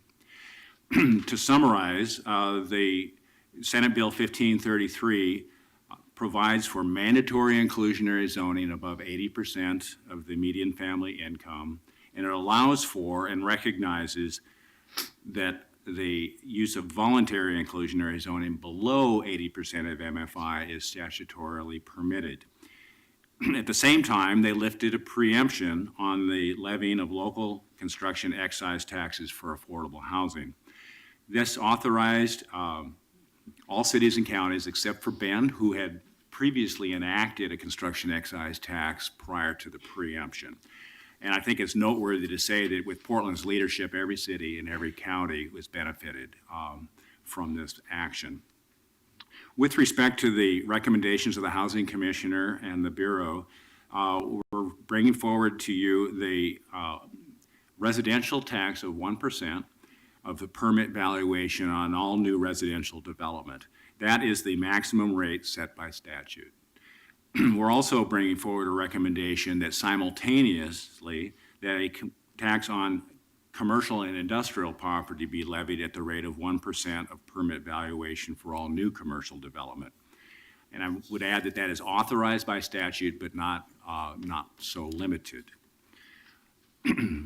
As far as how the funds would be used, we have broken this down into a couple of program themes. One is the legislature allowed for a 4% allowance for administration. That would be administered by the Bureau of Development Services, as they are the transaction counter for all building permits. The remaining sum would be divided as follows. 15% of the residential tax would be sent to Oregon Housing and Community Services for purposes of down payment assistance in the state of Oregon. I've already begun talking with OCHS about how that might be used in Portland. If the council levies the tax, we'd very much like to see that spent within the city of Portland, and we have many culturally specific nonprofits doing this work already. Of the remaining sum, 50% would be set aside for inclusionary zoning incentives, which are meant to be offsets to the cost of private development compliance with mandatory inclusionary zoning. And the remaining 35% would be made available for affordable housing for households under 60% of the MFI. The commercial tax revenue, we're recommending that 100% be allocated to housing for households under 60% of the MFI. Just to clarify on that previous slide, that for the residential, those percentages are set in state law? Those are statutory requirements, yes. And what's the statutory requirement for the commercial? The commercial statutory minimum is that 50% has to be spent on housing. The other 50% is not so governed by statute. It's And fungible. Does the state legislation speak to the issue that the city budget office has raised about commercial, whether multifamily housing is commercial or residential? Well, the issue for those of you that are not so well familiar with BDS as Commissioner Fritz would be, is that multifamily permits in the city of Portland are classified as commercial. Permits for mixed-use buildings are classified as commercial, and that is how they treat them in the context of building permit approval. The legislative intent to us seems quite clear that the drafters, Senator Dembro and Alyssa Kenny Geyer, that were directly involved in the creation of the bill, had focused on use of the property. So there are at least 3 references in the bill that we believe uphold the allocation of funds according to use, not permit classification. The other thing that's important to realize is that this is a statewide bill. Different cities, different counties process permits differently. And were we to take a standard to which worked in Portland, it would actually be the more liberal construction. This might sound counterintuitive, but by focusing on residential, we are indicating that the more conservative definition would apply. So if there was a court challenge later on, we don't have to refund anybody for funds that may have been misallocated. Okay, I was just clarifying. Yeah. I know you have the rest of your presentation. I just wanted to know, was it in the statute? Because we can come back to this later. Yeah, there was a lot of, just so you know, a single-family residential is exempt from mandatory inclusionary zoning, but in this context, we are recommending that the CET apply to it. And because the home builders were at the table with the realtors, there was actually quite a lot of intensive negotiation around the residential portion of this bill. And so we're very confident with that legislative interpretation. With respect to exemptions, these the first category are required state exemptions: affordable housing at or below 80% of the median family income, public improvements under public contracting codes, public or private schools or hospitals, worship, agriculture, or nonprofit care facilities are all exempt. We are proposing at least two. Well, in this case, three additional. One is affordable for-sale housing. As a council, you're providing incentives to contractors to provide affordable housing. It's the HULTE program. We think that this should work in concert with the HULTE program and recommend that households that are affordable for sale be exempt from the excise tax. In addition, as a council, you've also provided a waiver to the system development charge for accessory dwelling units, and we think that these should work in tandem, and we're recommending that accessory dwelling units be exempt for a period of 2 years, which is the same period of time that you've exempted them from SDCs. We've gave a lot of thought to the minor home improvements that households make. The statute speaks to increased square footage, so if someone encloses a porch or finishes out their attic, we don't think it's necessarily appropriate to be taxing that use. And we would recommend that improvements that have a value of less than $100,000 be exempt from the CET. We looked at both 10 and 5-year historic trends, and the next chart, slide 6, goes into the detail of both commercial and residential revenue trends. We selected in our modeling a 5-year trend because it included the worst of the recessionary period of 2010, 2011.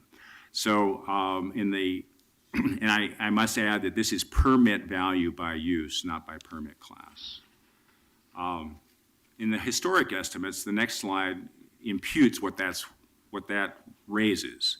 The 5-year annual average for residential would be about $2 million. Of that, 15% would be provided to the Oregon Housing and Community Services. 50% would be made available for inclusionary zoning incentives, and 35% remaining for other affordable housing programs. And as you can see, of the commercial revenue, 100% would be allocated to affordable housing programs. So that's about $8 million per annum, and I think it's important to focus on per annum because some of the press have taken this slide to mean that it means $8 million over 5 years, which is incorrect. To put this in context, in the Bureau's budget of $150 million, this would constitute about 7% of the total budget going forward. The other thing I'd like to say is that with the council's prior action having to do with short-term rentals, Airbnb, VRBO, which is taxing tourists for affordable housing, your efforts to harness the tax increment financing for affordable housing, now with this construction excise tax, everyone is paying. That is, private developers of both housing and commercial and industrial property would be contributing.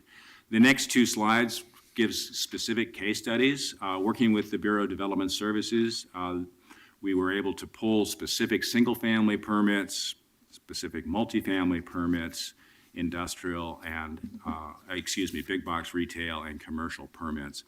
And it's useful, I think, on slide 8 to note that The housing commercial excise tax would total about $3,700. It's in context with the other fees charged by the city of Portland. And it is less than many of the other fees and SDC waivers. With multifamily new construction, the example given would raise about $114,000. And again, compared with other SDCs, that is a smaller sum than both the schools and the parks amounts. Big box retail, again, a new construction would generate, in this instance, about $111,000. You can see SDC waiver, the SDCs for transportation are obviously much higher. And in the case of commercial construction, about $60,000 would be raised with the instant example in context with the other fees and SDC charges. So to put this into context, and I know you've seen these numbers in different forms before, but to frame the need, we have at present in the Housing Bureau portfolio about 14,000 housing units. We're adding to this all the time, and I think the last time we met, Commissioner Fish, you asked about the Brana. Residents are now moving back into the Brana. It is basically preserved as an affordable property, part of your 11 by 13 portfolio. So this has grown since the last time we met because we're completing projects as we speak. And we have about 1,500 new affordable units in the production pipeline, up about 50% due to the fall supernova that we processed in October. So we have a remaining deficit, a shortage of some 24,000 units, which was stated in the consolidated plan that was before you last week. And in addition, the comprehensive plan that you enacted yesterday identifies an additional need of 10,000 affordable units by 2035. So that's the universe of need. We pair that with these various funding sources. As Commissioner Salzman mentioned, the recalibration of TIF, the so-called TIF lift, increased the amount of TIF money from 30 to 45%. That would generate $155 million from 2016 to 2035, about 1,550 units. The short-term rental funds, thanks to your approval of our 2017 budget, we're going forward with the securitization of that revenue with a revenue bond with the finance office this summer. That would generate, over the period of 2016 to 2035, about $18 million. With respect to the residential inclusionary zoning incentives, using the trend analysis that Matthew prepared and that we've just summarized, we would generate between $47 and $57 million as offsets, and an additional $31 to $41 million in affordable housing revenue for residential only. And then the commercial sector would be contributing between $45 and $55 million. So each of these are important parts of the solution to affordable housing. The mandatory inclusionary zoning was contemplated in the 2035 comprehensive plan. I know for some folks this might sound like something new, but it was really framed in the context of your 20-year vision. And so we are now implementing, the day after you've enacted the plan, we are now moving to implement the plan, wasting no time. Developer offsets are stipulated requirements to mitigate or partially compensate developers for the cost of compliance. And the proposal before you today begins to accumulate the funds necessary to provide the necessary offsets. So by the time we come back to you in the fall with a mandatory inclusionary zoning program, we'll have money accumulating to provide the developer offsets. It's important to mention that the threshold income of 80% of the median family income and above contained in Senate Bill 1533, as enacted, in and of itself does not help Portland fulfill our equity goals. We were seriously concerned about the bill as drafted, but the CET, both the residential and the commercial construction excise tax, will be instrumental in helping us to buy down affordability for households at 60% of AMI and below. And finally, and in conclusion, perhaps most importantly, these funds can be used anywhere within the city of Portland. We're not confined to a specific geographic area, as the open urban renewal areas is often in the case of TIF. So this is a momentous day. We're here to answer questions that you might have, and of course the panel coming up behind us will further elaborate. Thank you. Let me jump in if I could with some questions. And you've got three members of the panel up here that are fighting some kind of flu or cold, so we'll all struggle through this. So Charlie and I have scarce. Yeah, it's like we're surrounded. And I believe that we've traced the original source of being Dan Salzman. Always my fault. Otherwise known as patient zero. I think that's a HIPAA violation.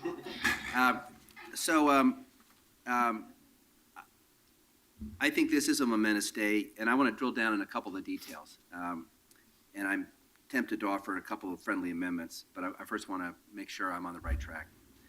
Of the 24,000 units in one of your earlier slides that were short, what does the Housing Bureau estimate are the number of units for people who have either no money or up to 30% of median family income are we short?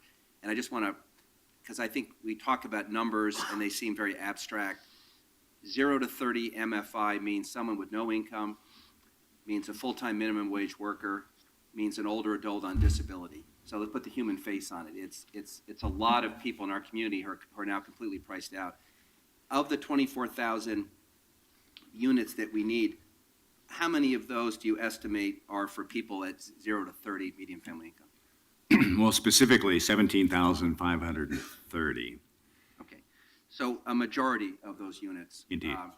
Are, and I think that's important because I think we're going to have to, in order to make a dent where the greatest need is, I think we're going to have to be very clear about where the money is directed. So that's helpful. The ordinance in, I guess it's the recitals under Section 1, says the city of Portland has a critical need for housing affordable to households earning at or below 80% of the median family income. The impact statement that accompanies the ordinance says the purpose of this legislation is to authorize a construction excise tax on residential and commercial development to fund the production and preservation of affordable housing at or below 60% MFI. I want to see if we can avoid confusion here because the ordinance talks about 80 and below. The impact statement makes clear we're talking about 60 and below. Is there a reason that we don't just amend recital 1 to make clear that the need is at 60 and below? Well, the need is at 60 and below, but I think since the statute is driving us towards assisting households at 80, that we encompassed 80 in the recital. And that's the one thing I want to avoid is a general statement of 80 and below that conflicts with our specific intent to go 60 and below with a heavy focus on 30 and below. And I don't want there to be a future council that gets confused.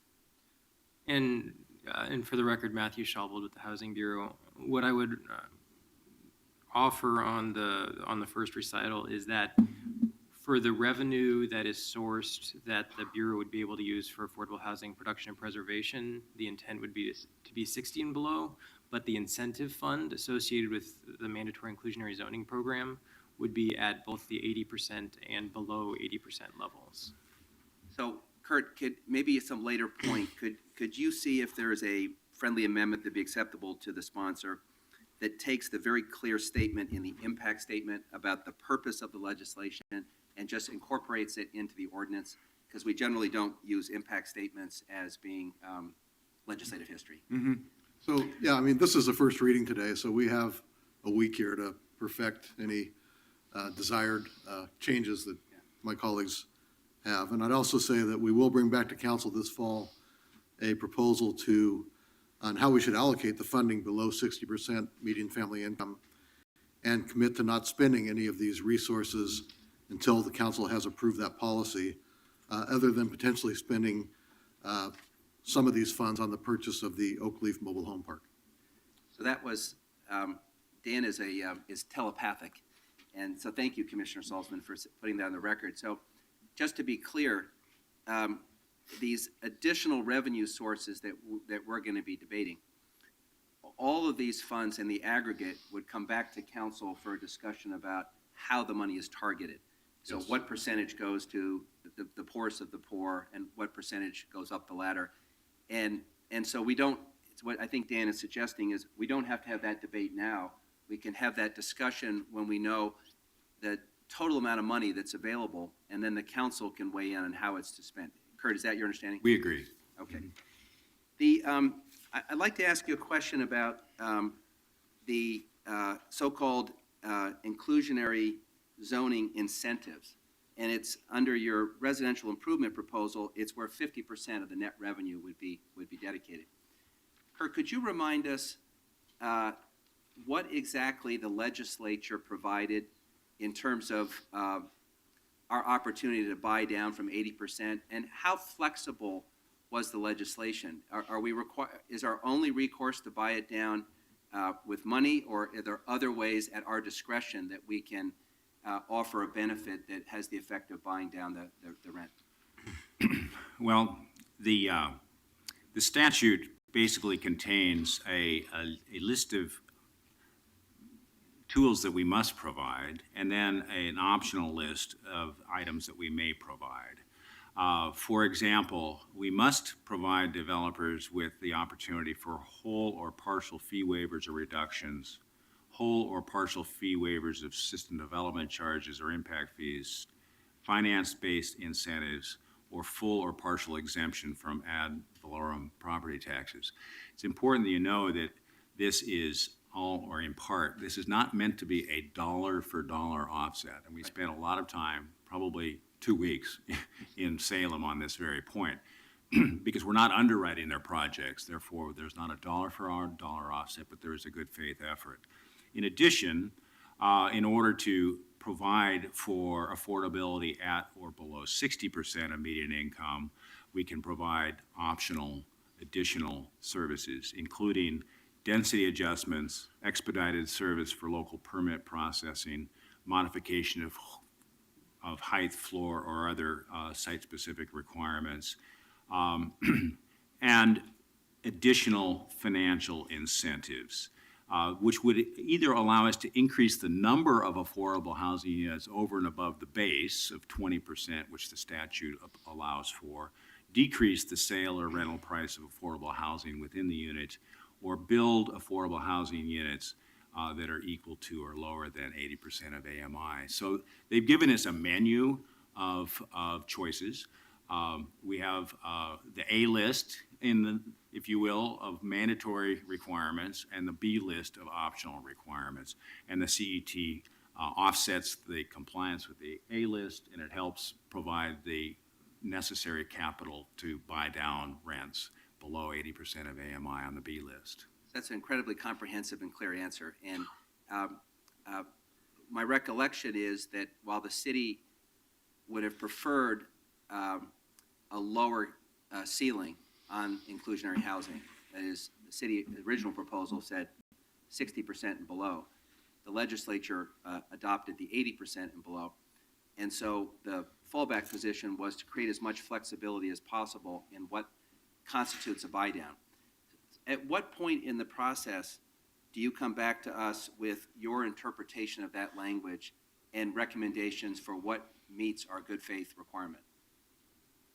Well, Matthew is co-chairing the panel of experts for inclusionary zoning. Some of the speakers later today are on that panel, and we thank them for their time and talent. By the end of September, the basic construction of the inclusionary housing program will be complete. So we'll be coming back, I believe, after September 30th. Isn't that correct, Matthew? I believe that as a land use action, there'll have to be some hearings with the Planning and Sustainability Commission in advance of coming back to council, and council couldn't take action on an IZ program before the end of November. I think it's our hope to have something before council in early December. Mm-hmm. Two more quick questions. This proposal anticipates that all the revenue would go into a new fund, the Housing Bureau Inclusionary Housing Fund. And what was the thinking behind creating a new dedicated fund and putting all these revenues, rather than using a portion of these revenues in the existing Housing Investment Fund, which you have established as a very flexible fund for lots of purposes? Well, I think we wanted to compartmentalize the funding because the HIF, as you know it, includes program income from the sale of real estate. It includes other revenue, and we didn't want to commingle that revenue Is with it more of an this accounting revenue. thing? Yes, It's it not, is. it does it, in making that decision, does it bind you, does it limit you in any way? Or is it more of an accounting? It's an accounting segregation issue, if you will, for internal cost control. And my final question is, in the, you mentioned in response to Commissioner Fritz that the allocations for the residential CET are guided in part by the legislative requirements. But my understanding is the 15% for the Oregon Department of Housing and Community Services was prescribed, but the 50%, 35% split was not legislatively required, was it? Yes, it is. Both? Yes, So that we can't alter. Correct. correct. We have the discretion of how we spend that 50% and how we interpret the legislation. And then on the 35% that goes to affordable housing under the residential improvements and the 100% of the commercial improvements, Commissioner Salzman will be coming back with a recommendation of how those are allocated. Final question, there's a proposal that's been floated to create one or more exemptions for otherwise laudable purposes. The one that caught my attention is brownfields. And have you had a chance to evaluate that, and do you have a view on it? Well, it was discussed as we were presenting or preparing this for your review. We had conversations with Planning and Sustainability. We had conversations with the Portland Development Commission. And frankly, even when we did the study tour to Denver, I had conversations with Central East Side business owners about how this would factor into their work in the industrial sanctuary area. We decided to leave those out and let them make their own case to be exempted from it. One of our concerns was that while there was a great deal of interest in exempting all of the economic development sites from the city, was that many of those sites are being occupied by global corporations that for which a 1% construction excise tax is a negligible issue. For example, the Cascade Station property would have included IKEA. I'm not sure that 1% makes a difference to IKEA. And so we felt that that policy choice needed to be yours after you hear the testimony.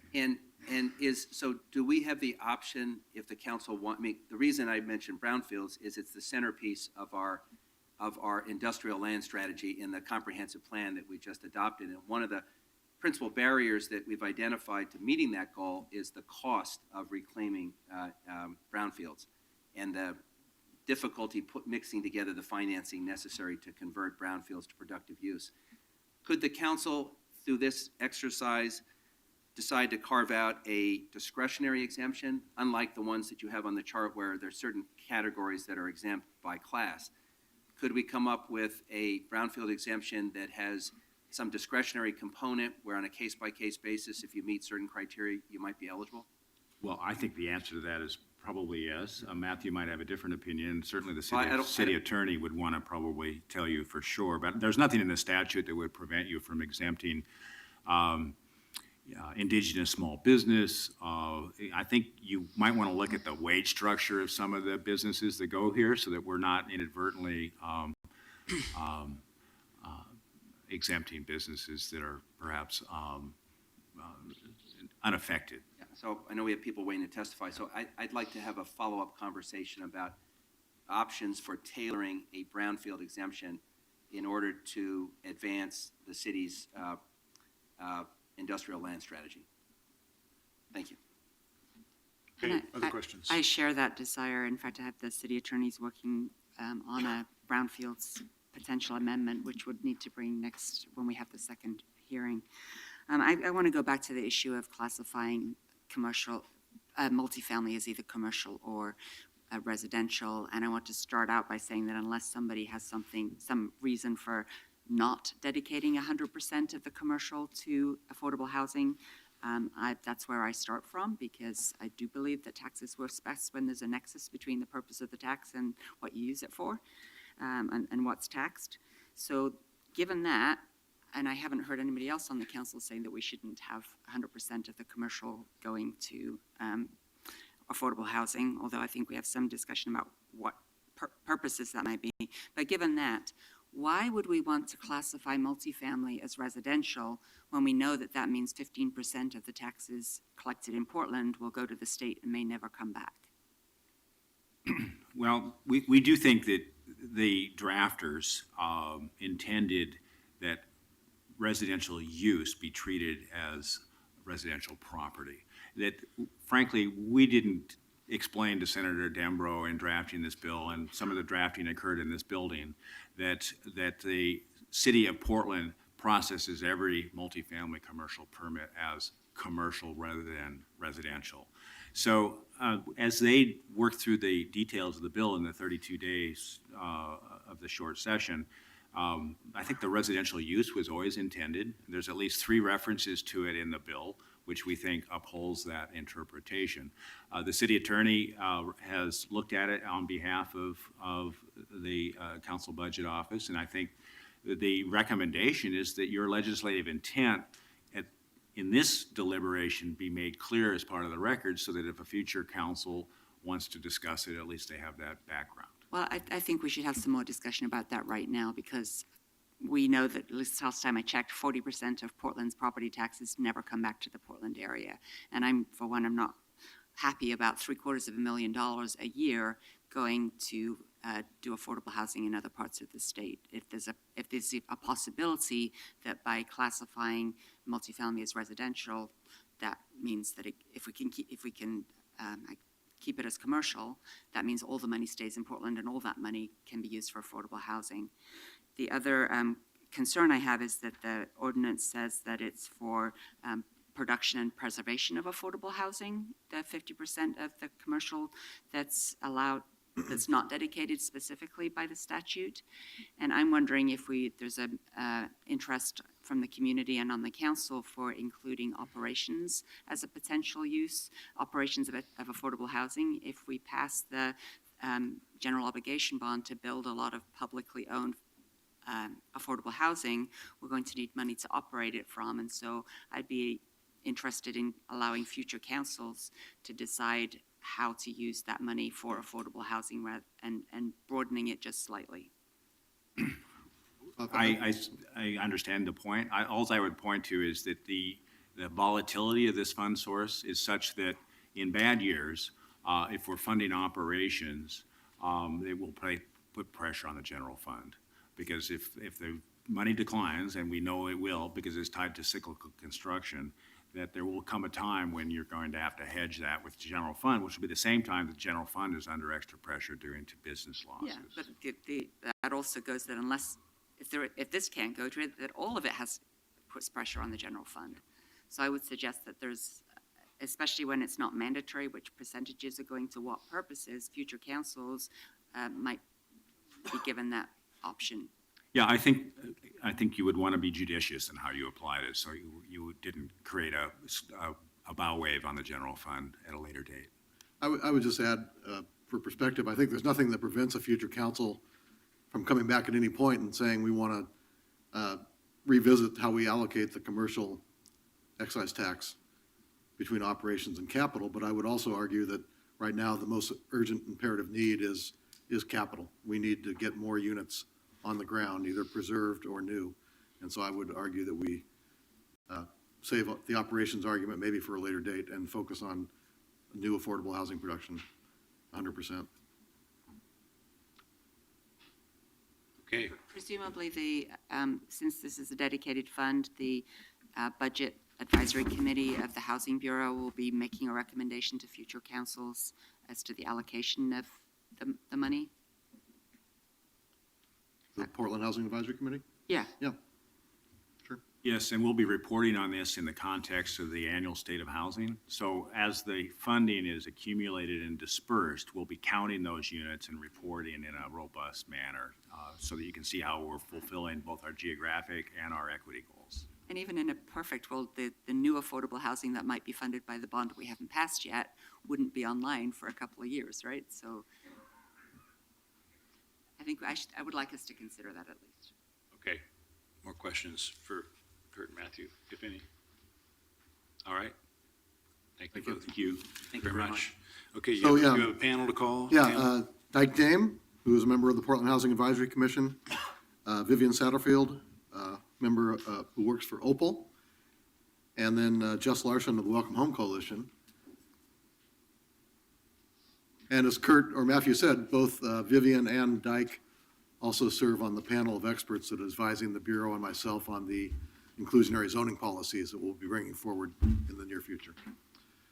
Good So, afternoon, welcome. Yeah, Dyke, you want to kick things off? May I borrow a Kleenex from one of you guys? I haven't had a- Loaded with Kleenex. We got 3 people with colds I out haven't, here. I have Sick, not, just waiting for the testify? I have not had a cold for 10 years. I don't know whether it's the subject matter or you guys. I think, blame us, Spending more everybody. time with Dan than the rest of us, so I think we have nailed this, this scientific inquiry down.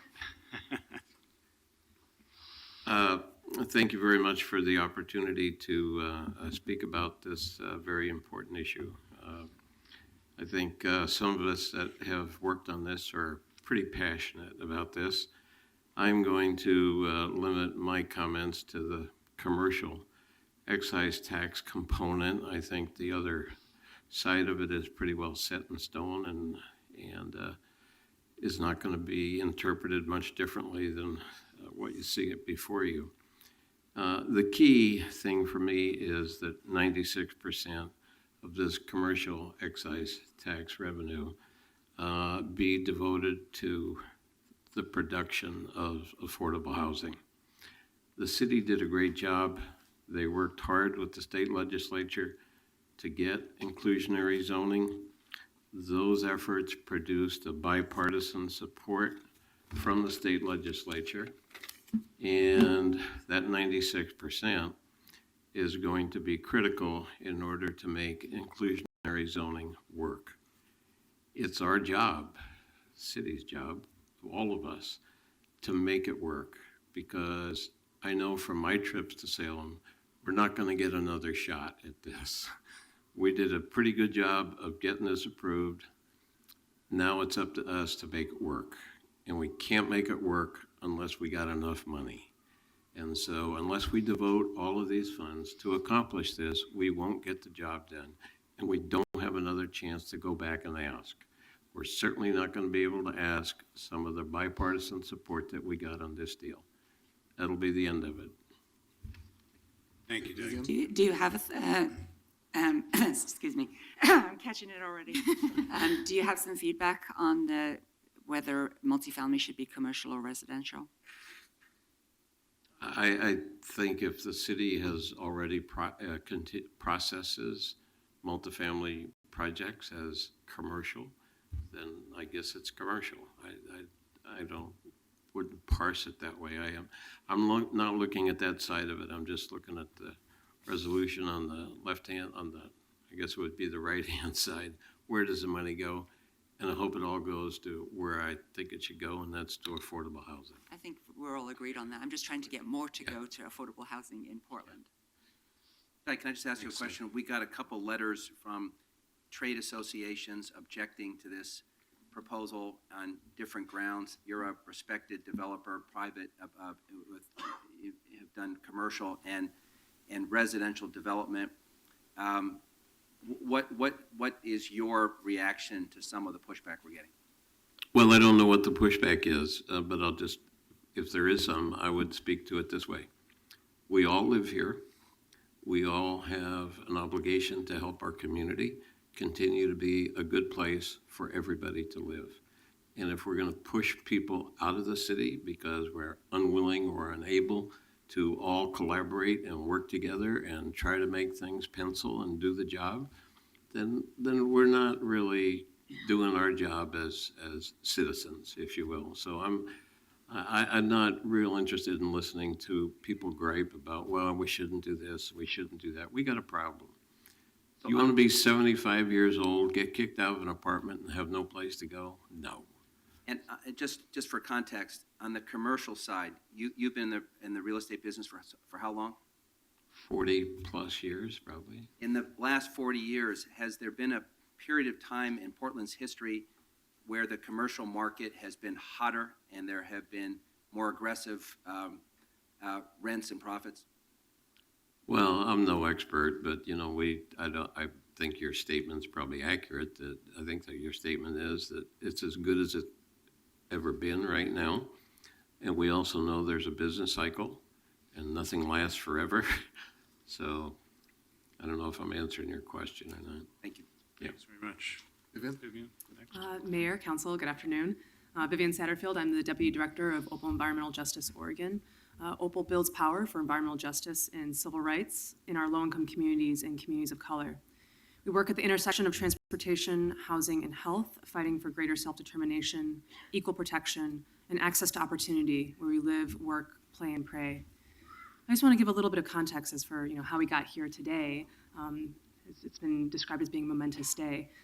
In the late 1990s, Metro initiated a process to really analyze a broad range of housing, land, and land use tools to ensure both an adequate supply and equitable distribution of affordable housing across the region. At that time, they had identified inclusionary zoning as one of those potential tools. However, in 1999, a state prohibition passed the state legislature, preventing jurisdictions from adopting policies that require housing set-asides in private developments at target income levels. In intervening 15 years, with rising rents and housing prices across the Portland metro region and other housing markets across the state, low and moderate income families have been increasingly pushed out to the fringes, further from jobs, good schools, and healthy community centers. At Opal, we first took up the issue of lifting the ban on inclusionary zoning in 2010, and at the time we were seeking for a clean lift alongside the Community Alliance of Tenants and the Center for Intercultural Organizing, now known as Unite Oregon.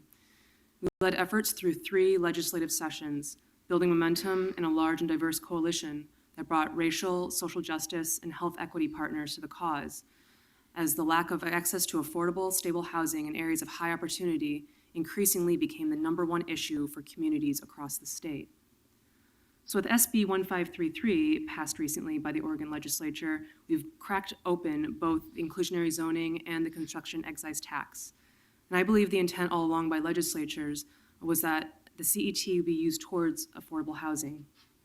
I want to acknowledge, however, that with all this hard work, we're still far short of where we should be and where most other places are with IZ. And the statutory limits on the CET make it weak as well. There's an ever-increasing urgency here, both in the city of Portland to address our housing needs, as there is across the state.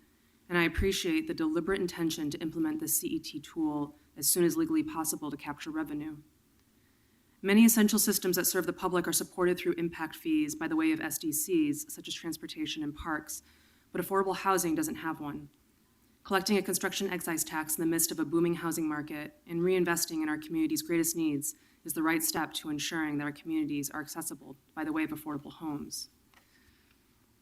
As a member of the inclusionary housing panel of experts working to provide input on the city's development process for IZ, it's good to see that the city is moving quickly on the CET, half of which is dedicated towards the incentive funds needed for when a mandatory IZ policy is adopted in the future. It's good that we are maximizing the residential side of the tax as allowed under the state statute, and we are supportive of the city's efforts to move quickly to implement this revenue source for new affordable housing production and preservation. On the commercial side, however, while I can understand why it's also being capped at 1%, despite having no such limitation in state statute, I remain unconvinced that we're truly maximizing this revenue source. I look forward to the findings in the upcoming Nexus study and financial feasibility study in the inclusionary zoning process to see if there's a basis for a higher tax rate. Many of Opal's members are the low-wage workers who will labor inside these new commercial buildings, yet are forced to live far from their jobs because of the lack of affordable housing. The impact of these developments in a hot housing market needs to be captured and maximized in every instance and quickly. Thank you, Commissioner Saltzman and the team you've assembled to work on housing issues. I recognize these conversations have moved quickly, and we appreciate your leadership during a crisis time and when inaction on housing policy results in real-life consequences for individuals and families. Overall, I'd like to impress upon Council that we need a comprehensive strategy to address housing affordability. We need a variety of policy tools working in concert to address the full spectrum of housing needs, from ending homelessness with investments in affordable housing infrastructure to ensuring that fair housing laws are upheld so that housing discrimination ends now in our lifetimes and isn't passed on to future generations. It includes the construction excise tax, general obligation bonds, inclusionary zoning policies, and legal challenges, All the pieces need to go together for a comprehensive housing strategy because everyone deserves a safe and affordable place to call home in the city of Portland. Thank you. Thank you. Jess? Good afternoon, Mayor, Commissioners. Thank you for having us here today. It really is a momentous and exciting day to be able to talk to you about this first impact fee for affordable housing, essentially. So I'm Jess Larson with the Welcome Home Coalition. We are a coalition of over 140 organizations today. We're all the usual suspects, like the frontline workers in homeless services and the developers of affordable housing, but we're also neighborhood associations and healthcare workers and educators and small businesses, because as you know, our housing crisis is impacting all of us. And at Welcome Home, we're working to address the historic affordable housing crisis that has been before us with our community members with the lowest incomes. And in order to address this part of the housing crisis, we know that the only solution to getting rents down to $200 and $300 and $400 a month, which is what is affordable to a senior on Social Security or a mom raising a couple of kids on a minimum wage job, the only way we can get rents at this level of affordability is by investing in the public infrastructure of affordable housing. And so that's what's very exciting about this day is we're for the first time saying affordable housing is part of our public infrastructure, and like the infrastructure systems of parks and schools and roads, we are going to make we're going to add affordable housing to that list and give affordable housing its impact fee because we value it as part of the infrastructure that makes our community great for everyone. And that's how we need to start building our city, and I believe this is the right step. So we at Welcome Home are calling for you to keep it 100 with the construction excise tax, and that means dedicating to all 100% of this revenue to affordable housing. We're glad to hear that support. And we know this won't go the full distance. We know we have thousands of more homes that we need to be able to build, and we're going to have to ask Portland voters to support a bond measure next, and we'll be calling upon you to help lead and support that effort. And when we do, we have to show voters and Portlanders that we're doing all we can with all the tools that we have, and this is the next step we need to do in making sure that the booming market is a part of the solution, as well as Portland property taxpayers. So thank you for your support. Thank you for keeping it 100. We look forward to continuing this work for building back our city's infrastructure of affordable homes. Thank you. Thank you all. I do have one more question for Mr.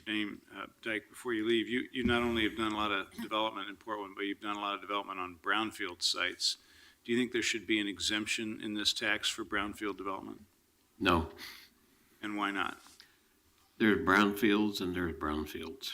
So at some point, I would love to have a discussion with you, but I could cite you some illustrations of something that might be called a brownfield, but because of circumstances, it probably should not be treated any differently than anything else.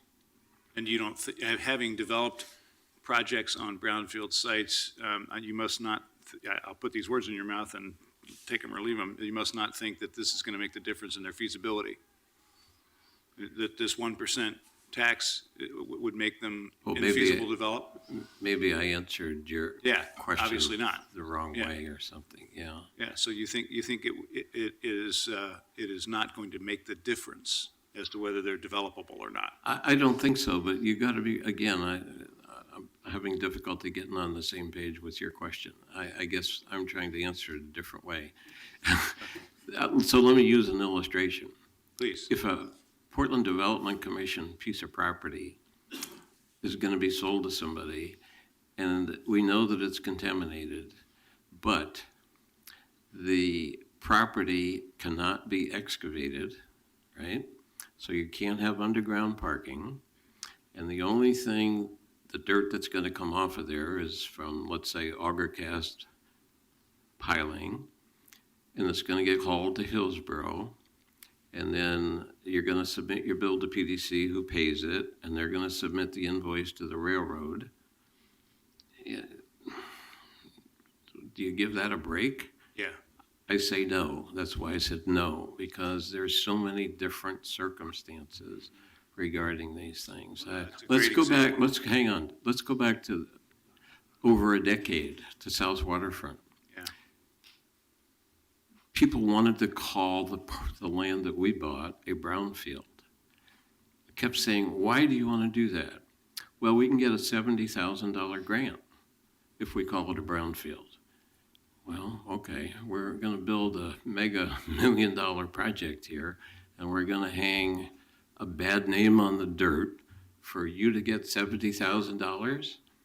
It didn't make sense to me then. It still doesn't make sense to me. So you got to be very careful about spreading this thing widely over everything and say this gets a break because somehow there's a tag of brownfield on it. So That's very helpful. Thank you. Can I clarify the end of my question? I haven't seen an analysis of what the impact is. So I appreciate trying to get to a yes or no, but what I'd settle for is looking at the sites that Metro has identified as brownfields by some agreed upon definition, recognizing that in our comprehensive plan, we've just committed to an extraordinarily ambitious plan of remediating those brownfields, many of which are in areas served by underrepresented communities. And also understanding that we've been told by everybody, including the legislators leading this effort, like representatives from Inner Northeast, that the only way this is ever going to work is if we come up with a financing scheme which creates adequate incentives. And that's what the legislature has been hung up trying to figure out what that is. My only interest is if we're adding an additional cost, is that going to be a barrier? And if not, are we going to end up picking it up through the back door through an incentive plan? I don't know the answers, so that's why I've asked staff to. I don't take a look either. at it. And I think your point about brownfields is perfectly valid. We have the benefit, though, of Metro identifying lots of brownfields that we have in turn said are brownfields, and we're proposing over a period of time that they're going to be remediated. So it may be that there's not enough of a cost barrier through this tax. My question was, has anyone done an analysis so that we can evaluate that question? if they have, I don't know about Yeah, it. and every property's And gonna we be all different. know that, you don't want to hear my speech again. The world runs on arithmetic, and unless this stuff pencils, none of it works. Thank you all very much. Actually, Mayor, I had a Please, go ahead. question for the panel. First of all, Jess, as a Larry Wilmore fan, I appreciate the use of the phrase "keep it to 100," which I only learned the meaning of from Larry Wilmore. I just wanted to get the panel's reaction to something that Portland Business Alliance said in a letter they sent, which I bet you've seen, which is increasing the cost of development has the potential to further exacerbate the affordability problem we're facing in the city. While the tax may be used for additional affordable units, doing so at the expense of driving market rates up will not lead to a sustainable solution. So I just wanted to give you an opportunity to give your take on that argument. Well, we all may have a slightly different opinion, but somebody's going to pay, right? And if the person that can pay $3.10 a square foot for an apartment instead of $3, if that's what it takes to help someone in need, then they can afford to pay $3.10 a square foot for their apartment. Is there an impact? There's bound to be, because if it doesn't pencil, they're going to raise rent someplace else. And I would just add that it doesn't all trickle down. The market is not building deeply affordable housing, and we can't leave it up to the market to stand aside and let the market or expect the market to be able to build these $200 and $300 and $400 apartments. We have to find the resources to invest in this public infrastructure, and this is one of them. I think the idea that there's going to be a chilling effect on the market is a lot of fluff, quite frankly. Thank you. Thank you all very much. Okay, let's move to the sign-up sheet, please. I think we have quite a few people signed up. Let's start taking them in turn. We've got 15 people signed up. Let's go use some hand sanitizer now that you've had contact with us, Dyke. So. Is it 15? 2 or 3, 15 total, yes. I think let's folks, if you can try to keep it to 2 minutes, that would be helpful, but let's try to move swiftly through this list. You've waited a while, so we want to give you a chance to speak, so go ahead, please. First 3, please, coming up are Felicia Hagens, Ruth Adkins, and Amy Chow Yun, and they'll be followed by Tara Prince, Julie Massa, and Rhonda Polk.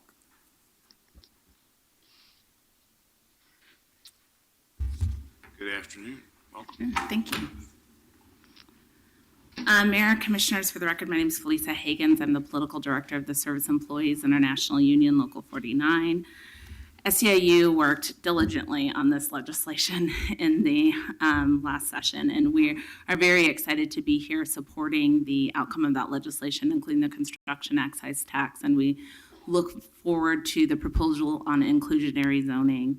Affordable housing for our members who sit right in that middle income range between the 50% to 80% of MFI is absolutely critical. Those are hospital workers, state workers, janitors, and security officers. As we have seen, there's been a migration of them to the outer edges of the city as the city continues to become more and more unaffordable for those folks. And the transportation infrastructure to get them in and out of the city has not kept up with that unaffordability. We now operate a 24/7 city where those folks come in at 7 p.m., they leave at 3 a.m., and there's no transportation out of the city. Many of them are here for hours, sleeping on benches around the city because they can't get out.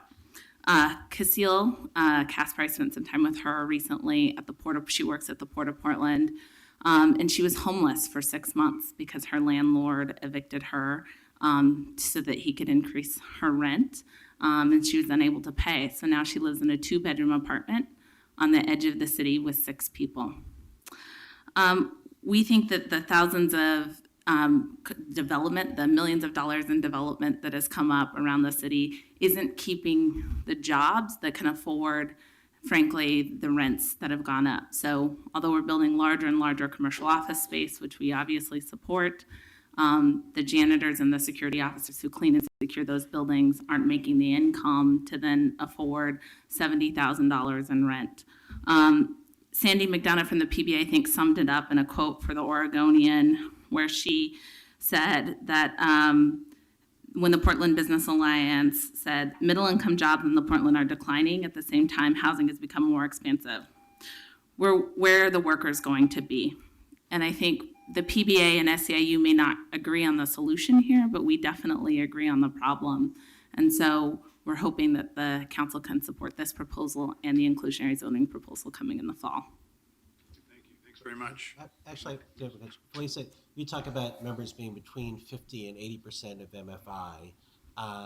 So would you argue that we should be comfortable allocating at least some of the money to people in the 60 to 80% range, not just 0 to 60?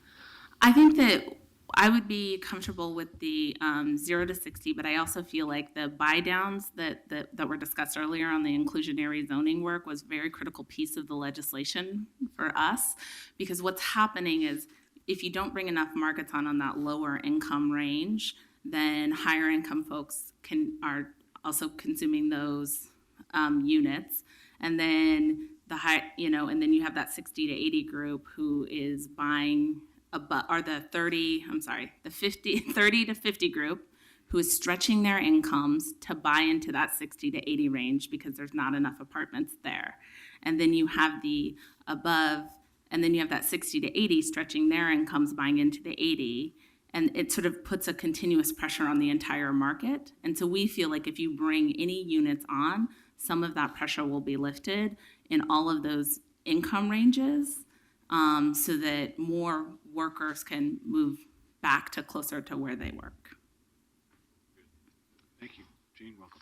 Good afternoon, Mayor and Commissioners. For the record, my name is Ruth Adkins. I'm Policy Director at Oregon Opportunity Network. We're a statewide association of over 150 affordable housing and community development nonprofits, along with public housing authorities and lots of partners and advocates, and we're all working towards equitable, affordable communities across the entire state. So really want to commend this entire council for the bold steps you've already taken to address the housing crisis here in the city of Portland.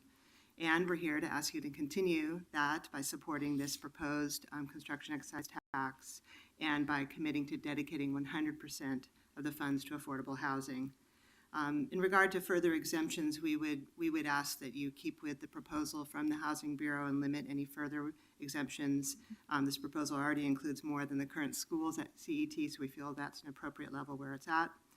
And really, in general, we want to point out that it's long overdue for the parties that are seeing their profits soar due to the increase in development, the historic, unprecedented boom in our city. As the crisis continues to worsen, that those folks who can will pay into a new funding source for affordable housing. We know that strong and equitable communities have to begin with a staunch commitment to providing affordable housing opportunities. So we're here today remembering the people who couldn't be here because they're leaving one job and heading out to another one just so they can continue to barely make ends meet. And we know that you are also going to be leading with the new general obligation bond coming to the ballot, so we're super excited to come back and support you in that. So Commissioner Saltzman, we want to thank you for your fearless leadership in continuing to bring forth innovative policy solutions and much-needed funding to this crisis. Commissioner Fish, we wanted to thank for his continuing commitment to housing and ensuring that the most vulnerable members of the community have a chance. And Mayor Hales, we want to thank you for your continued leadership. We believe this vote and every vote you take on housing between now and the end of your term in office is going to be the centerpiece of your legacy. You've stepped in the front of this crisis and said that we as a city can and will do better. Thank you all, and we urge a yes vote. Thanks so much. Thanks, Ruth. Thank you very much. Good afternoon. Good afternoon, Commissioners and Mayor. My name is Annie Xiao Ing Xiao, and I work at the Immigrant and Refugee Community Organization at Asian Family Center. At IRCO, we currently provide different kinds of housing-related direct services to immigrant and refugee families, individuals, and also the community at large. Some of these housing services include our mobile housing program, where the team works with other agencies to try and house those who are currently homeless. We also have a school-based housing assistance program at Earl Boyles Elementary School. And also lastly, we have a rental assistance program where we help families pay for their rent and help them achieve stability through different means. And in the last reporting year, we have served 84 families in this program alone, but we know that this demand is much, much higher. Each time our rental assistance hotline opens, within 10 minutes, we receive at least 50 unique messages from different families and individuals in need of rental assistance. We just don't have enough resources to help everyone who needs it, and we simply have to turn them away. And because we're a wraparound service agency, all of our 160 plus staff help connect clients to housing resources as needed. And we have seen a huge need for affordable housing from our staff's interaction with thousands of community members in the immigrant refugee communities. We appreciate the efforts by the city and the county through a Home for Everyone's initiative to house the homeless and adding hundreds of emergency beds in the past month so that people have a safe place to sleep at night. Still, what we continue to see and hear every day is families doubling up and couch surfing because they can't find affordable housing. Families have to move far away to find affordable housing. That causes them to be far away from their established support networks and causes their kids to have to constantly change schools. What they need is a permanent place to call home. And what we need right now is a more permanent solution, a systemic long-term strategy to create more affordable housing through the construction excise tax and dedicating 100% of it to affordable housing, so that our vulnerable immigrant and refugee communities can find a place to call home and do not have to be displaced and removed from their communities again and again. So that as Portland becomes a thriving city, our immigrant and refugee communities can thrive together with the city. So thank you for your support in keeping it 100. Thank you. Thank you all. The next All right, three next are Tara Prince, Julie Massa, and Rhonda Polk, and they'll be followed by Brennan Meinke, Brian Park, and Nick Sovey.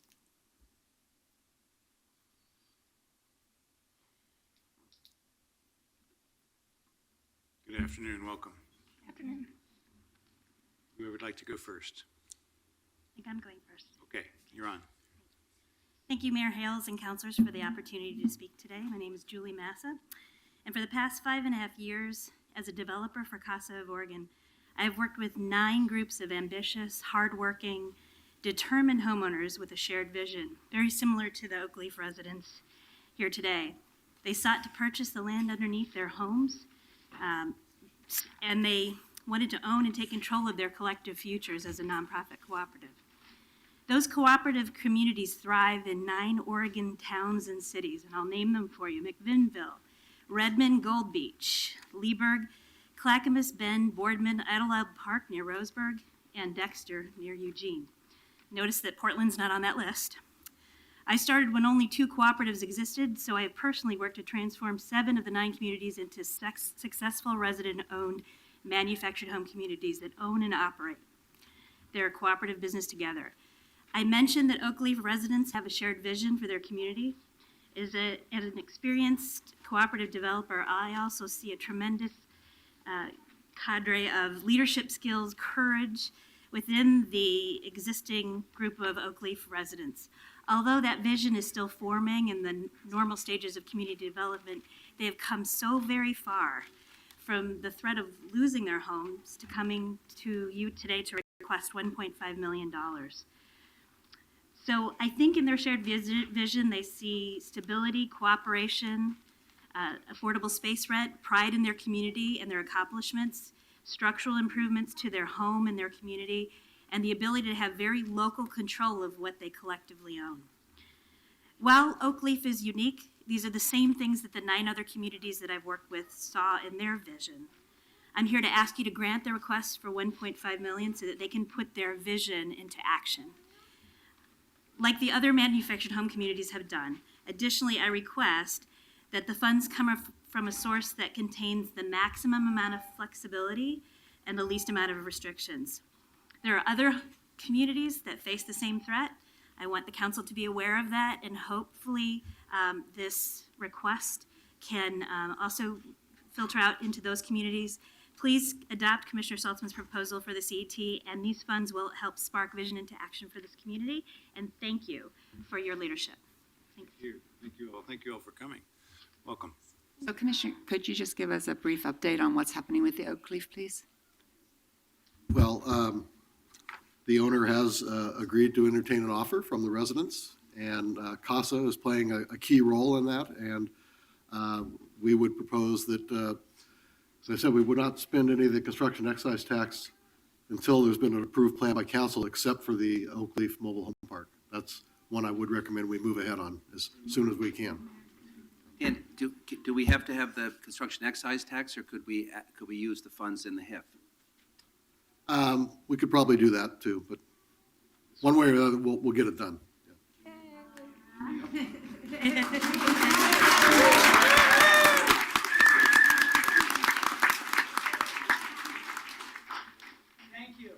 Good afternoon, City Council. My name is Tara Prince. I am one of the 30 families living at Oakleaf. Since January of this year, we, the residents, have been fighting to keep our homes.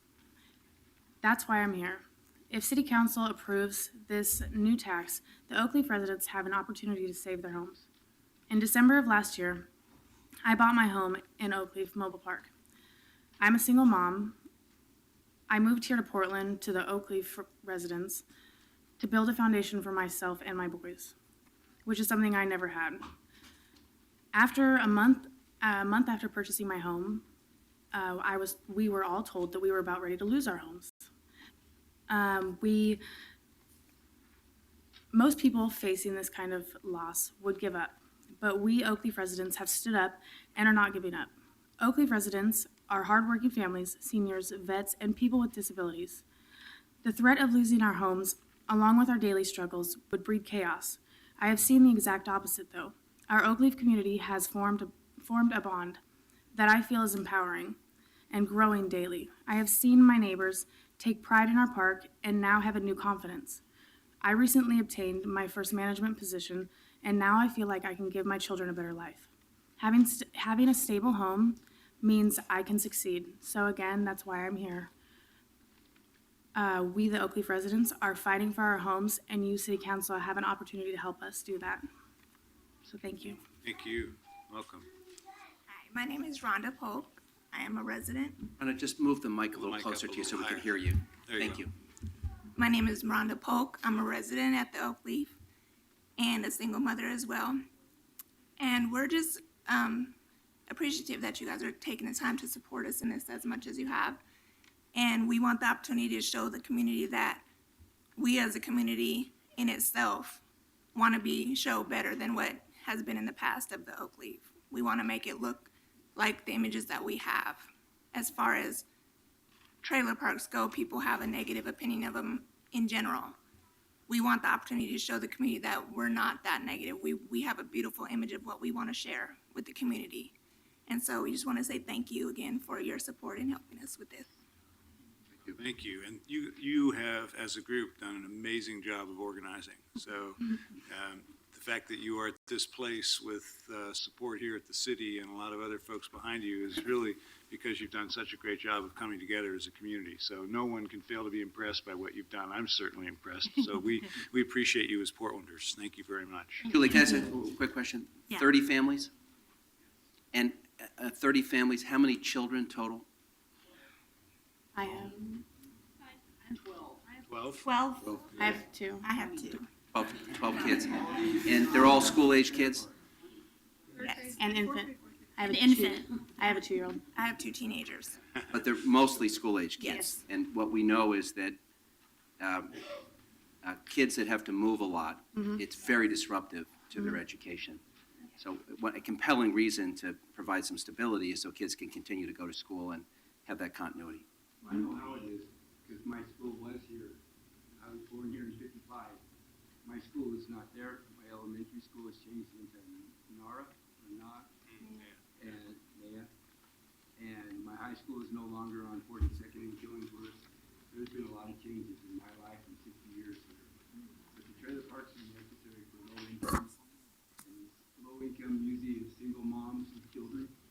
I became a senior, and it fits into my budget due to my disabilities, because I get disability checks once a month. It allows me to do just like everyone else. So we need low housing. We really need it here in Portland, because I can't even say I want to go camping. Because what's camping? You're insulting someone because they're homeless. It's a sad thing. Mayor, just one Bless your health. other point, Mayor, you've pushed the envelope on sustainability during your tenure and laid out a vision of a green and sustainable Portland. I hope that when this trailer park community is saved and preserved, the city can look at this holistically, perhaps as a test case of how we can bring our whole toolkit to bear to help create a healthier, more sustainable community within a trailer park community. That's great. Well, good work. I bet we haven't seen the last of this group. Thank you very much. It's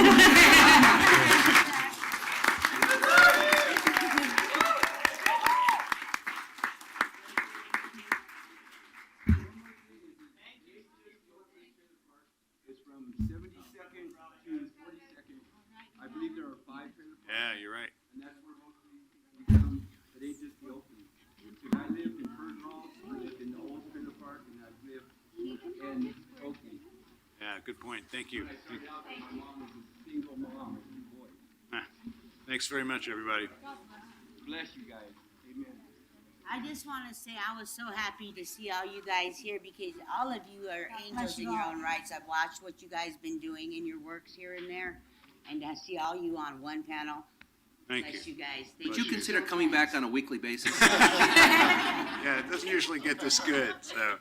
We don't hear from enough people like you, so we appreciate that. Really. Wow, okay, I'm not sure who wants to follow that, but 3 people get to do that, so. The next 3 are Brennan Meinke, Brian Park, and Nick Sovey.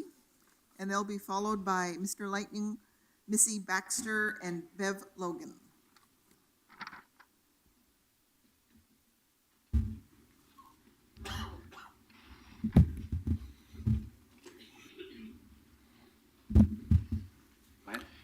Members of the council, thank you for the opportunity to speak here today.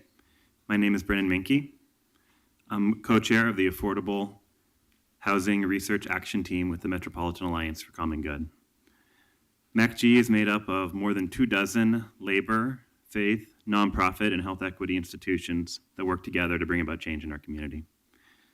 MACG members and leaders, will you please stand?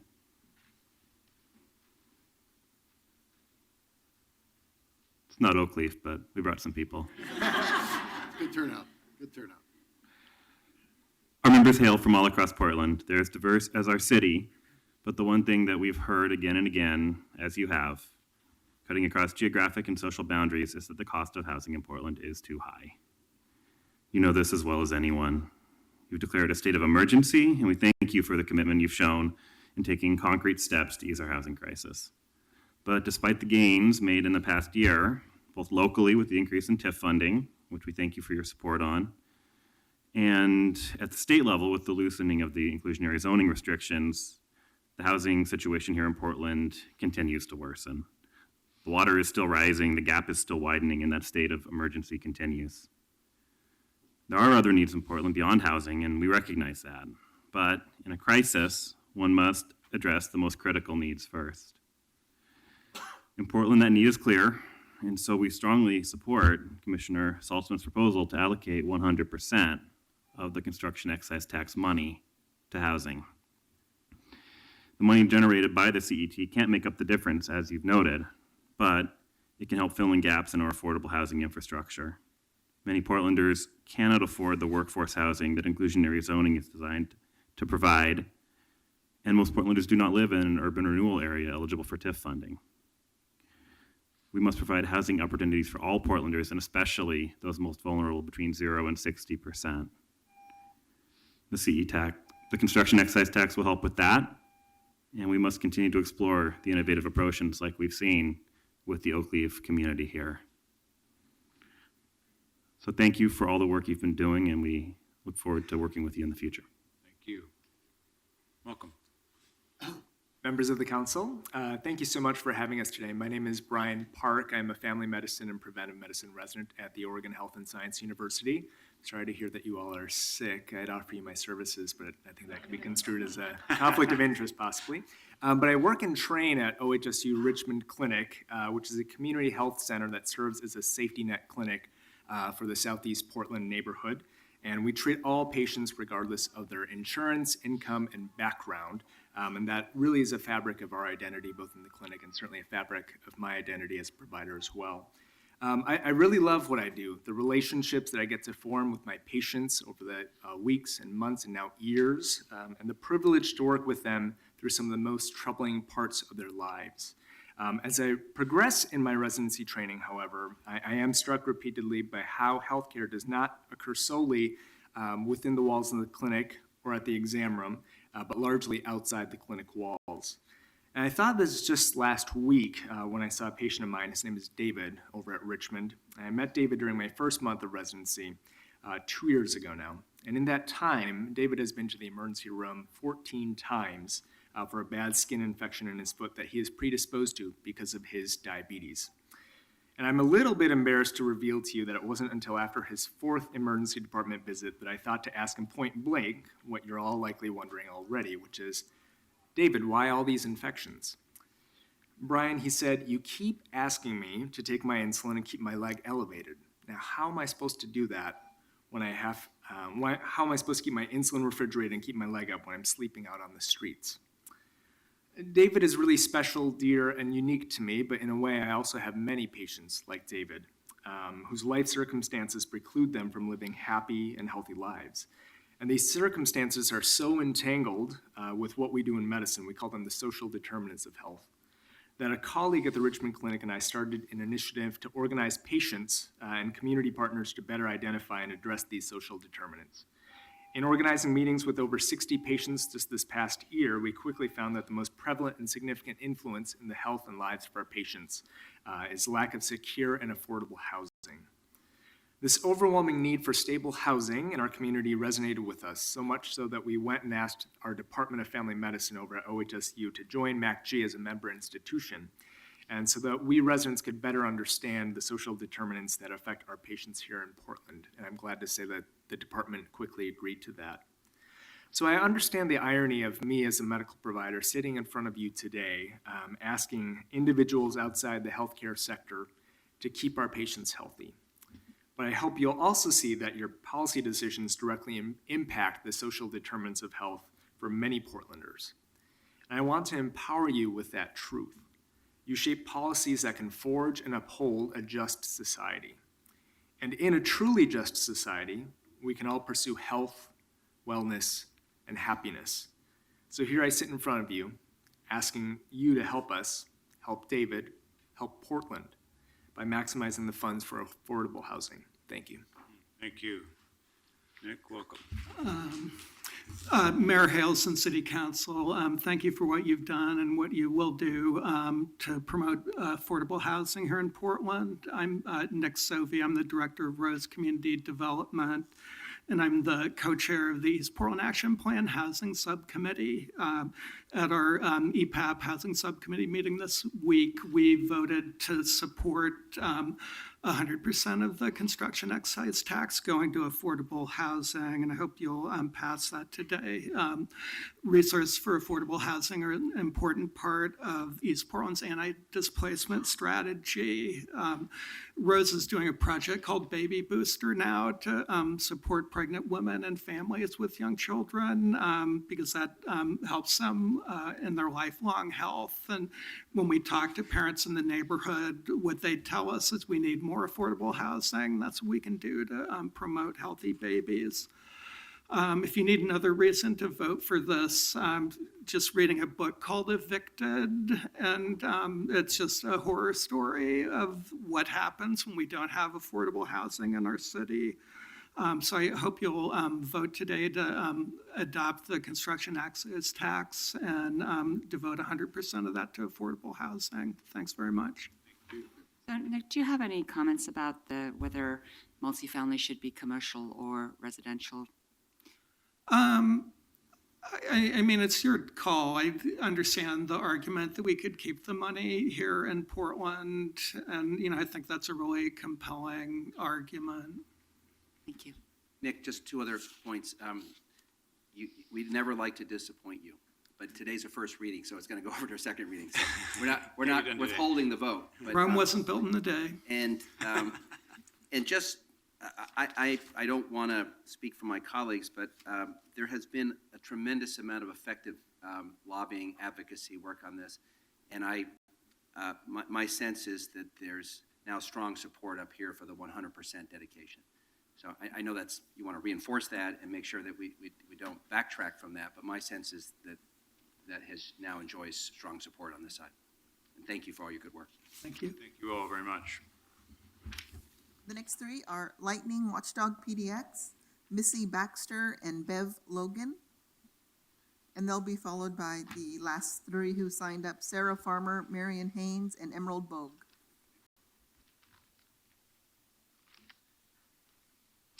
Good afternoon. Good afternoon. My name is Lightning with Lightning Watchdog PDX.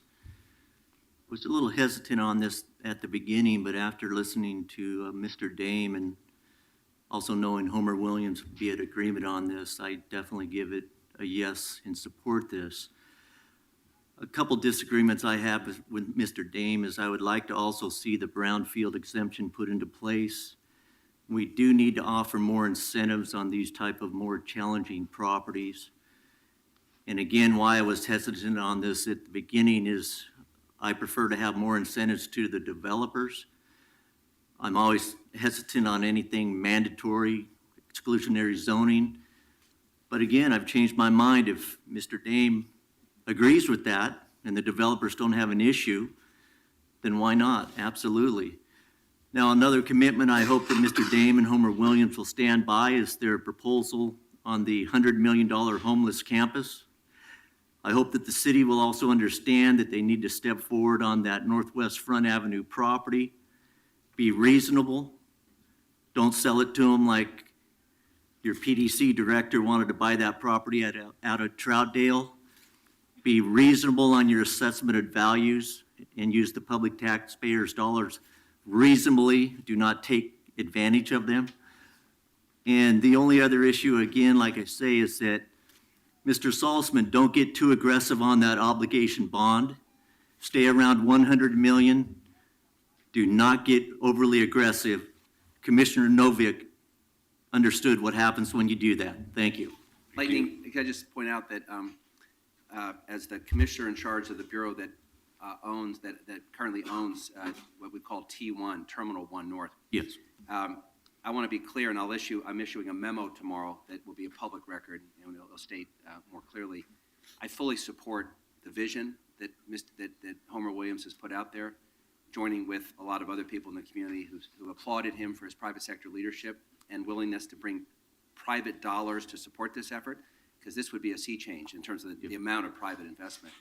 And I'm going to lay out in a memo what are the legal and practical obstacles to using T1.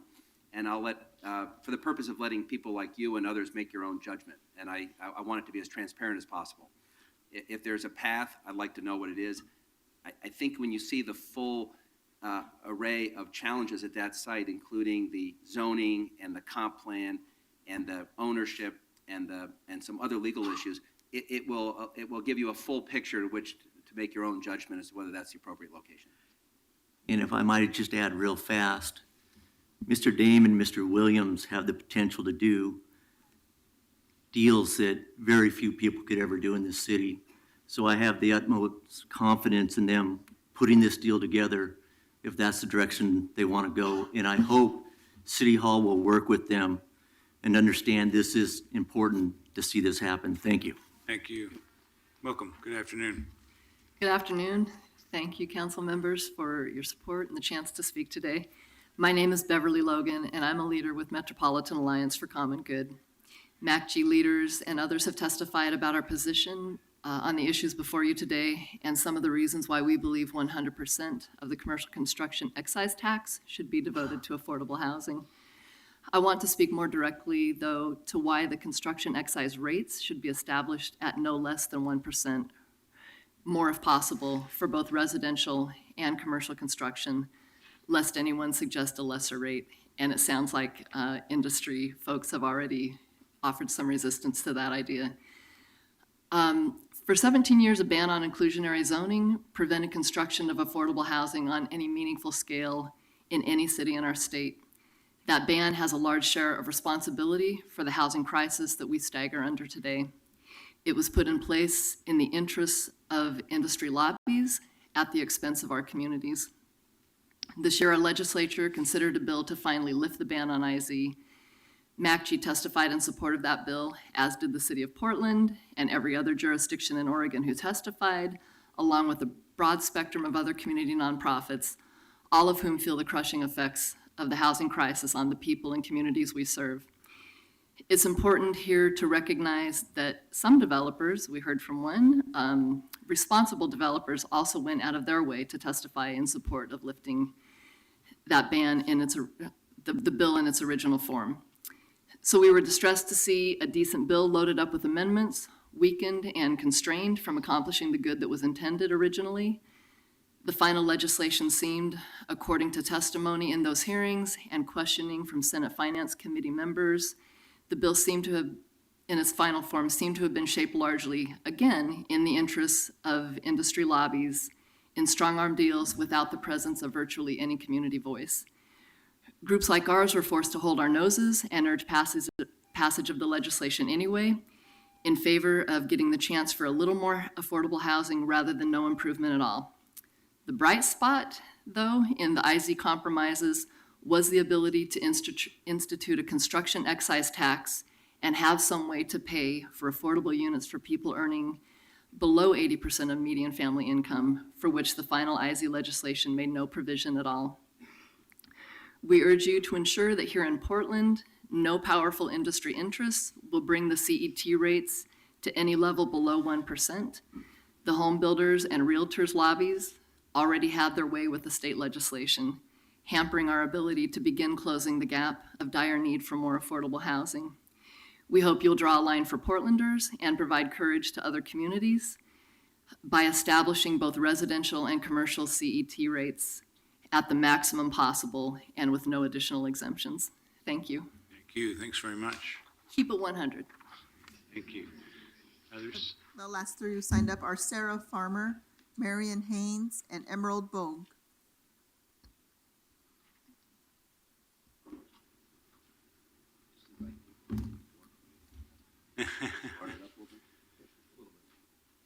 Good afternoon. Good afternoon, Mayor Hales, council members. My name is Marion Haynes, and I am with the Portland Business Alliance. We represent nearly 1,900 businesses in the region.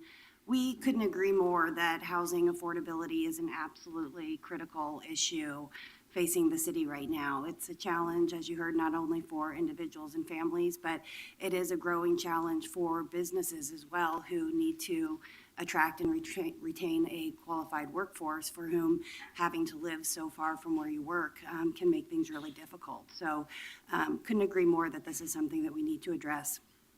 We did work on and support the inclusionary zoning bill, which the construction excise tax is a part of. Our main effort there was to ensure that there are incentives that relate to the requirement for inclusionary zoning. Wasn't so much to achieve absolute proportionality, but we know that if the balance is not struck correctly, that it could limit the amount of development that would actually go forward.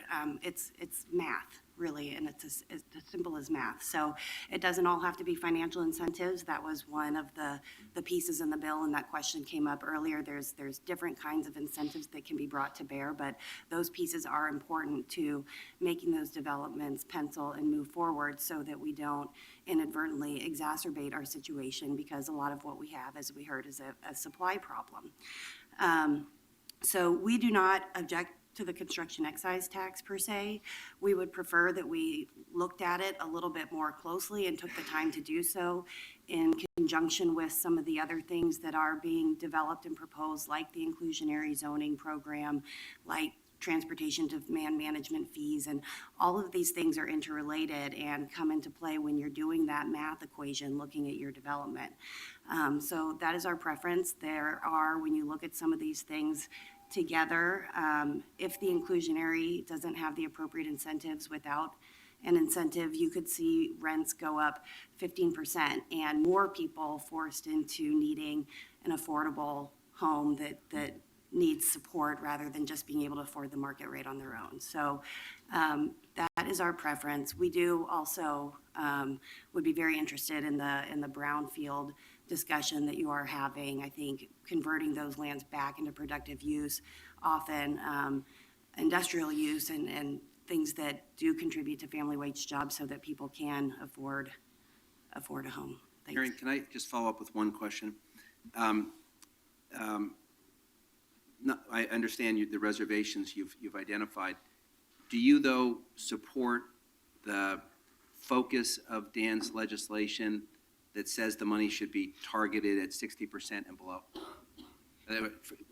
Putting aside the question of whether you think it'll have an unintended consequence in terms of exacerbating some market conditions, do you support the focus of taking the revenue and applying it to where the greatest need is at 60 and below?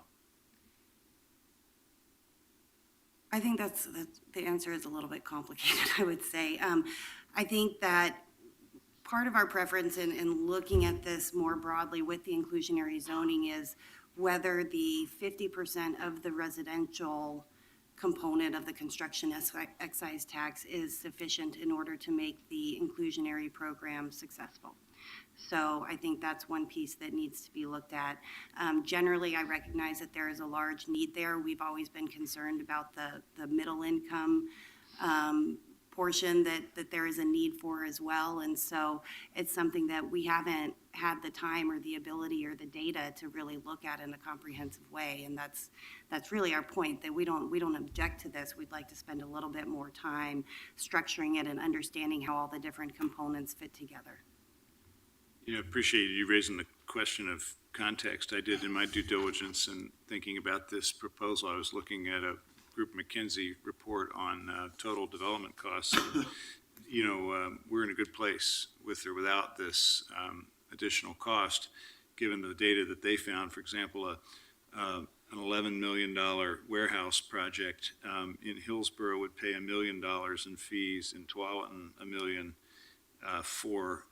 And Wilsonville, again, over $1 million, $800,000 in Woodburn, and $573,000 in Portland. So we have an enormous cost advantage, $2.80 a square foot versus $5.25 against the suburbs for that project. Similar numbers for a multi-tenant mixed-use project, where we're at $11.52 a square foot versus $18 in Beaverton, and $19 in Sherwood. So the total cost of development in the city, really reflecting the fact that we're more compact and we don't have to build miles of roads out into fields, is now really starting to manifest itself, which is maybe one of the reasons why our vacancy rates are so low. So I think it's certainly an environment in which we can bear this cost and still be market competitive. But I think it's good that you raised the context question. Mayor, I got a irate email the other day from a gentleman who was very critical of the fact that we had sent him a notice of his opportunity to get a water quality report from the Water Bureau. And in his notice back, he said he was outraged that we would waste taxpayer money sending it to him because he no longer lives in Portland. And in order to escape the outrageously high water rates, he had moved to Lake Oswego. Oops. And so I sent him a very polite response, and I said, thank you for bringing to our attention that we may have sent the notice to the wrong address, although we actually do have people in Lake Oswego who are part of our service district. So, but I didn't want to argue the point. And I said in my response, I'm sure there are many good reasons to live in Lake Oswego, but I regret to inform you that you're paying more for your water in Lake Oswego than you are in Portland. Yep. Thanks, Marion. Actually, I did have one question. Marion, in Sandy McDonough's letter to Commissioner Saltzman, it says that the Alliance urges that an overall dollar cap be added to the non-residential CET. And what that would mean potentially is that whereas we'd have a 1% tax for most non-residential developments, if it's a really humongous development, then it might be a 0.5% tax. And I just wanted to ask you, if you were us, how would you justify giving special treatment to humongousness? Commissioner Novick, every other construction excise tax that has been enacted in this area, the Portland Public Schools construction excise tax and the Metro construction excise tax, has adopted a dollar cap on the non-residential component. And I think that is an acknowledgement that we continue to want to create jobs, and that some of the commercial developments that do that and bring good, high-paying jobs into the area are substantial amounts of money for those developments, far more than you would see in any typical residential or mixed-use kind of environment. So I wouldn't suggest that cap is tapped at the same place where they did for the schools or for the Metro construction tax, but I think that was the acknowledgement of both of them, and we think that there's some value to exploring that and being able to, if we had the full context and knew some of the costs of the developments that and the potential that were coming here, we could better understand that and discuss it. But is the argument that the biggest projects are more effective in terms of job creation? So on a dollar per dollar basis, for example? Not necessarily, and I think what we suggested in the letter is that this should be explored, and it sort of goes to the other pieces of my testimony that I think all of these things need to be looked at in totality, and I appreciate what Mayor Hale said. I've seen that report from Group McKenzie myself. I think there's other costs and fees associated with the city of Portland that drive up the cost. I think there's other benefits and amenities to developing and locating in the city of Portland that make it beneficial for people to want to do that. I think ultimately when you're looking at these issues, they're very complicated. The property tax bond, the inclusionary zoning, the construction excise tax, demand management fees, changes to FAR bonus systems, changes in heights and different things like that were contained in the comprehensive plan are complicated, and they come together when somebody's looking at a potential development, and wanting to just fully understand that was really our objective in our comments, not that we have any fundamental opposition to a support for affordable housing, which we agree is a tremendous need in the city. Thank you. Welcome. Hello, good afternoon, Mayor and Commissioners. My name is Emerald Bogan. I'm with the Port of Portland. I think all of you received a letter from our Deputy Director applauding your leadership on the topic and asking for a couple of considerations. I'm not going to spend time going through that today. I just want to call out specifically appreciation for the desire to take a deeper look at brownfields. and call out a little bit of confusion that I felt was illustrated earlier around industrial land and brownfields. And coming out of the comp plan process, I can understand the gray area there. Certainly, the city's looking to brownfields as a big part of the industrial land supply. But for the sake of a consideration as an exemption here, these are pretty different things. Brownfields right now are polluted pieces of property that are doing nothing for your tax rolls, nothing at all. And just from the 30,000 foot level, there's a couple different types of brownfield. There's a brownfield where the cost of a cleanup greatly exceeds the market value, or maybe you're at a break-even point. And then there's a brownfield where, you know, the market value might be more than the cost of a cleanup. And in that case, the private market tends to pick it up. But where government has to work really hard is in the first example, where we have to really look hard at incentives toward developing these properties. And these properties are not, they don't tend to be prime real estate, right? They tend to be in neighborhoods that need it the most. So I really encourage you to take a closer look at this. And we're happy to offer some of our technical experts who have a lot of experience in this. Emerald, I heard Dyke essentially say there's good brownfields and bad brownfields. Yeah. I mean, to really overly generalize. And to be clear, and I don't know what Commissioner Fritz is planning, but I'd like to get all of our heads together. What I'm interested in is on the good brownfields, where there is a compelling public interest in providing an array of subsidies to jumpstart the development, so that let's say a brownfield that's in Representative, now State Senator Lou Frederick's district, that has been an environmental justice issue for too long and could be converted to productive use, creating economic opportunity, that we not inadvertently put another barrier in the way of accomplishing that goal. Now, we've set big goals in our comp plan about brownfields. So that's mine. So I'm interested in the good brownfields and the ones in which the barrier to moving on this has been the inability to come up with a package of incentives in Salem that get buy-in. And one of the objections, of course, is some of our environmental friends believe that polluters should pay, and they object to the idea of a subsidy. But if we're now essentially on the clock to get these brownfields into productive use to comply with the comp plan, I want to make sure that on the good brownfields, this doesn't become another obstacle. Yes, and we share that interest. And, you know, the legislature's granted us a couple tools that we can use, tax abatement and land banking. And I think that there's a coalition working on how do you apply these things? How does that work? And there's certainly no shortage of brownfields. One particular challenge that the city will need to look at in this scenario is defining a brownfield appropriately, to make sure that, you know, not anyone could just say, hey, I'm a brownfield. You know, I'm exempt. That's So why- that that's you why- want to look really carefully at a definition, and our attorney who works on this really closely in-house crafted some language that he thinks gets you there.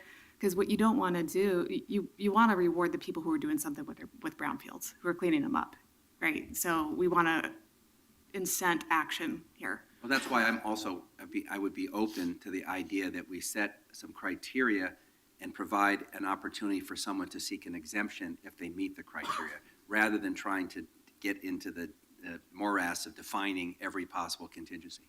That's great. We'd be happy to help. Yeah, if you could send us your proposed language, that'd be really helpful. Of course. Thank you for your time.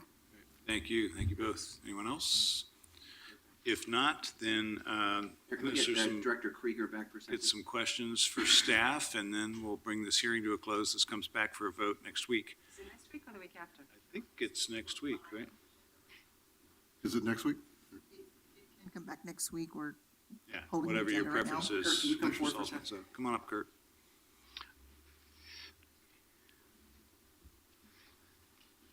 How may I help? Well, first, you've helped by providing a really clear framework for our consideration and outstanding testimony, so thank you for that. And what I just want to better understand is, if there was interest in exploring, let's say, some kind of discretionary exemption for brownfields, what's the timeline for us to bring that forward? Does it have to be done by next week when this comes up for a second reading? Can that be carved out for further consideration and brought back later? What advice do you have for us? Well, that's probably a city attorney question, frankly, but this is scheduled to go into effect on August 1st. So transactions at the BDS counter would start to take effect on August 1st.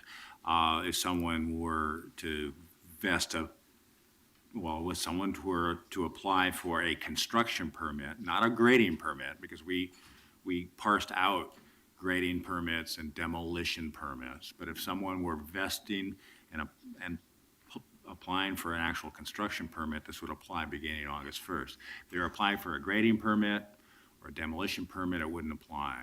So it really depends on where they are in that process. The exemption would have to be in place, I think, upon enactment for it to apply, unless you were in some way able to consider a rebate or something like that. So we have to figure that out. Why did you pick August 1st rather than July 1st? Well, I think there was Matthew is approaching this. Matthew? It was a timing issue with all of the changes that are happening to the track system in advance of the SDC increases.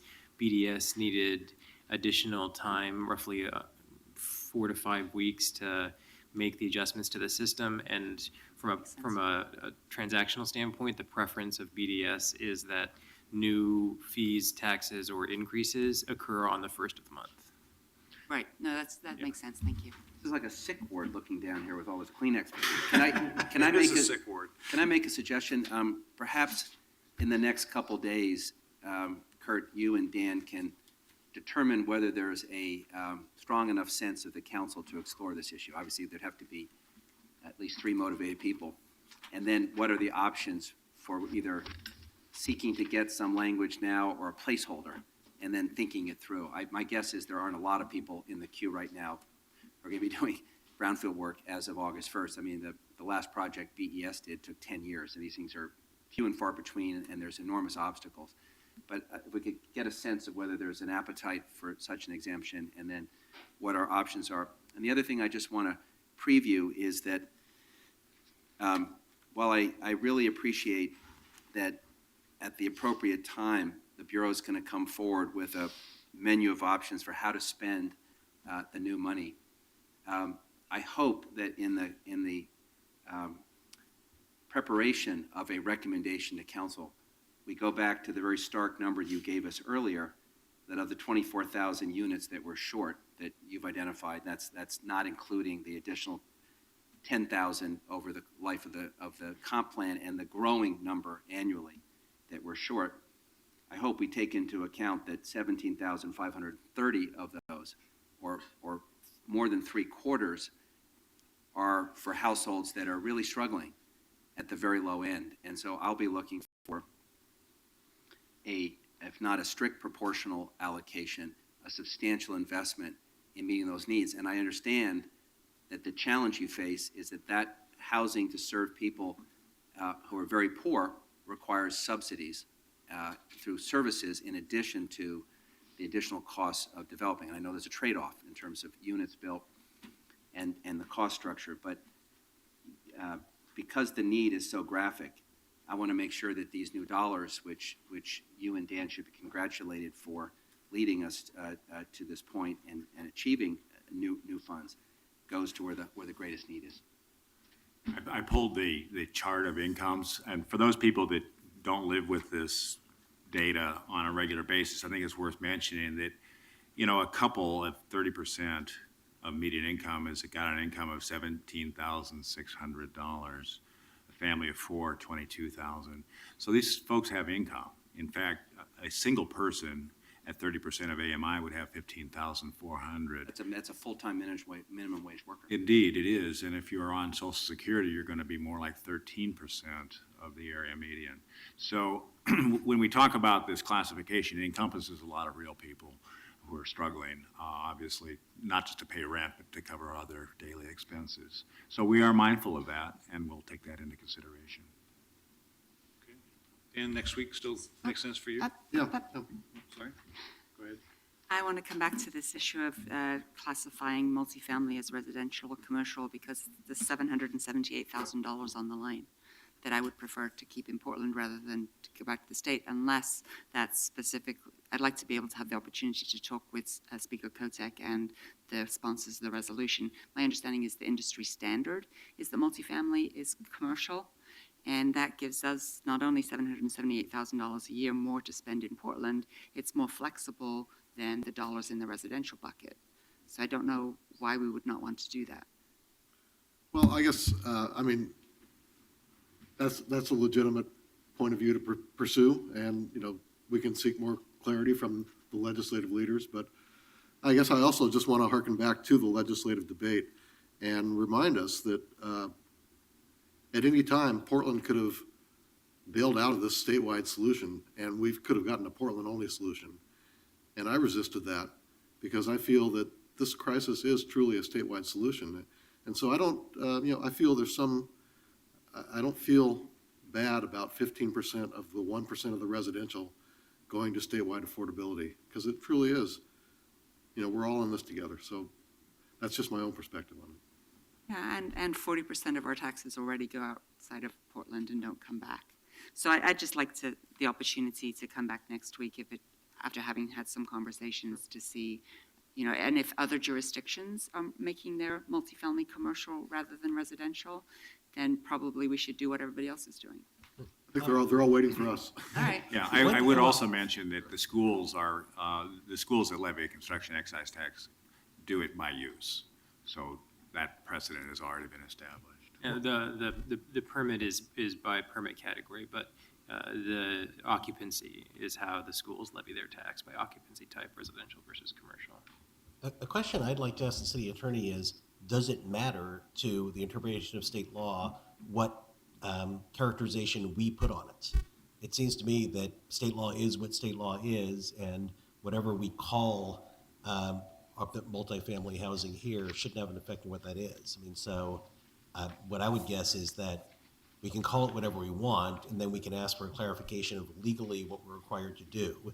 And do we have to pay that 15%? Or we might decide we choose to send the state 15%, if that makes sense, I guess. But I wonder whether it really makes a difference what we call it. Let's research that question. There's a lot of money on the line. Okay, so we're going to return to those questions as well next week, and bring this back for second reading and potential amendment next week. Okay. All right. Thank you all very much. We conclude this item, and we're adjourned until next week.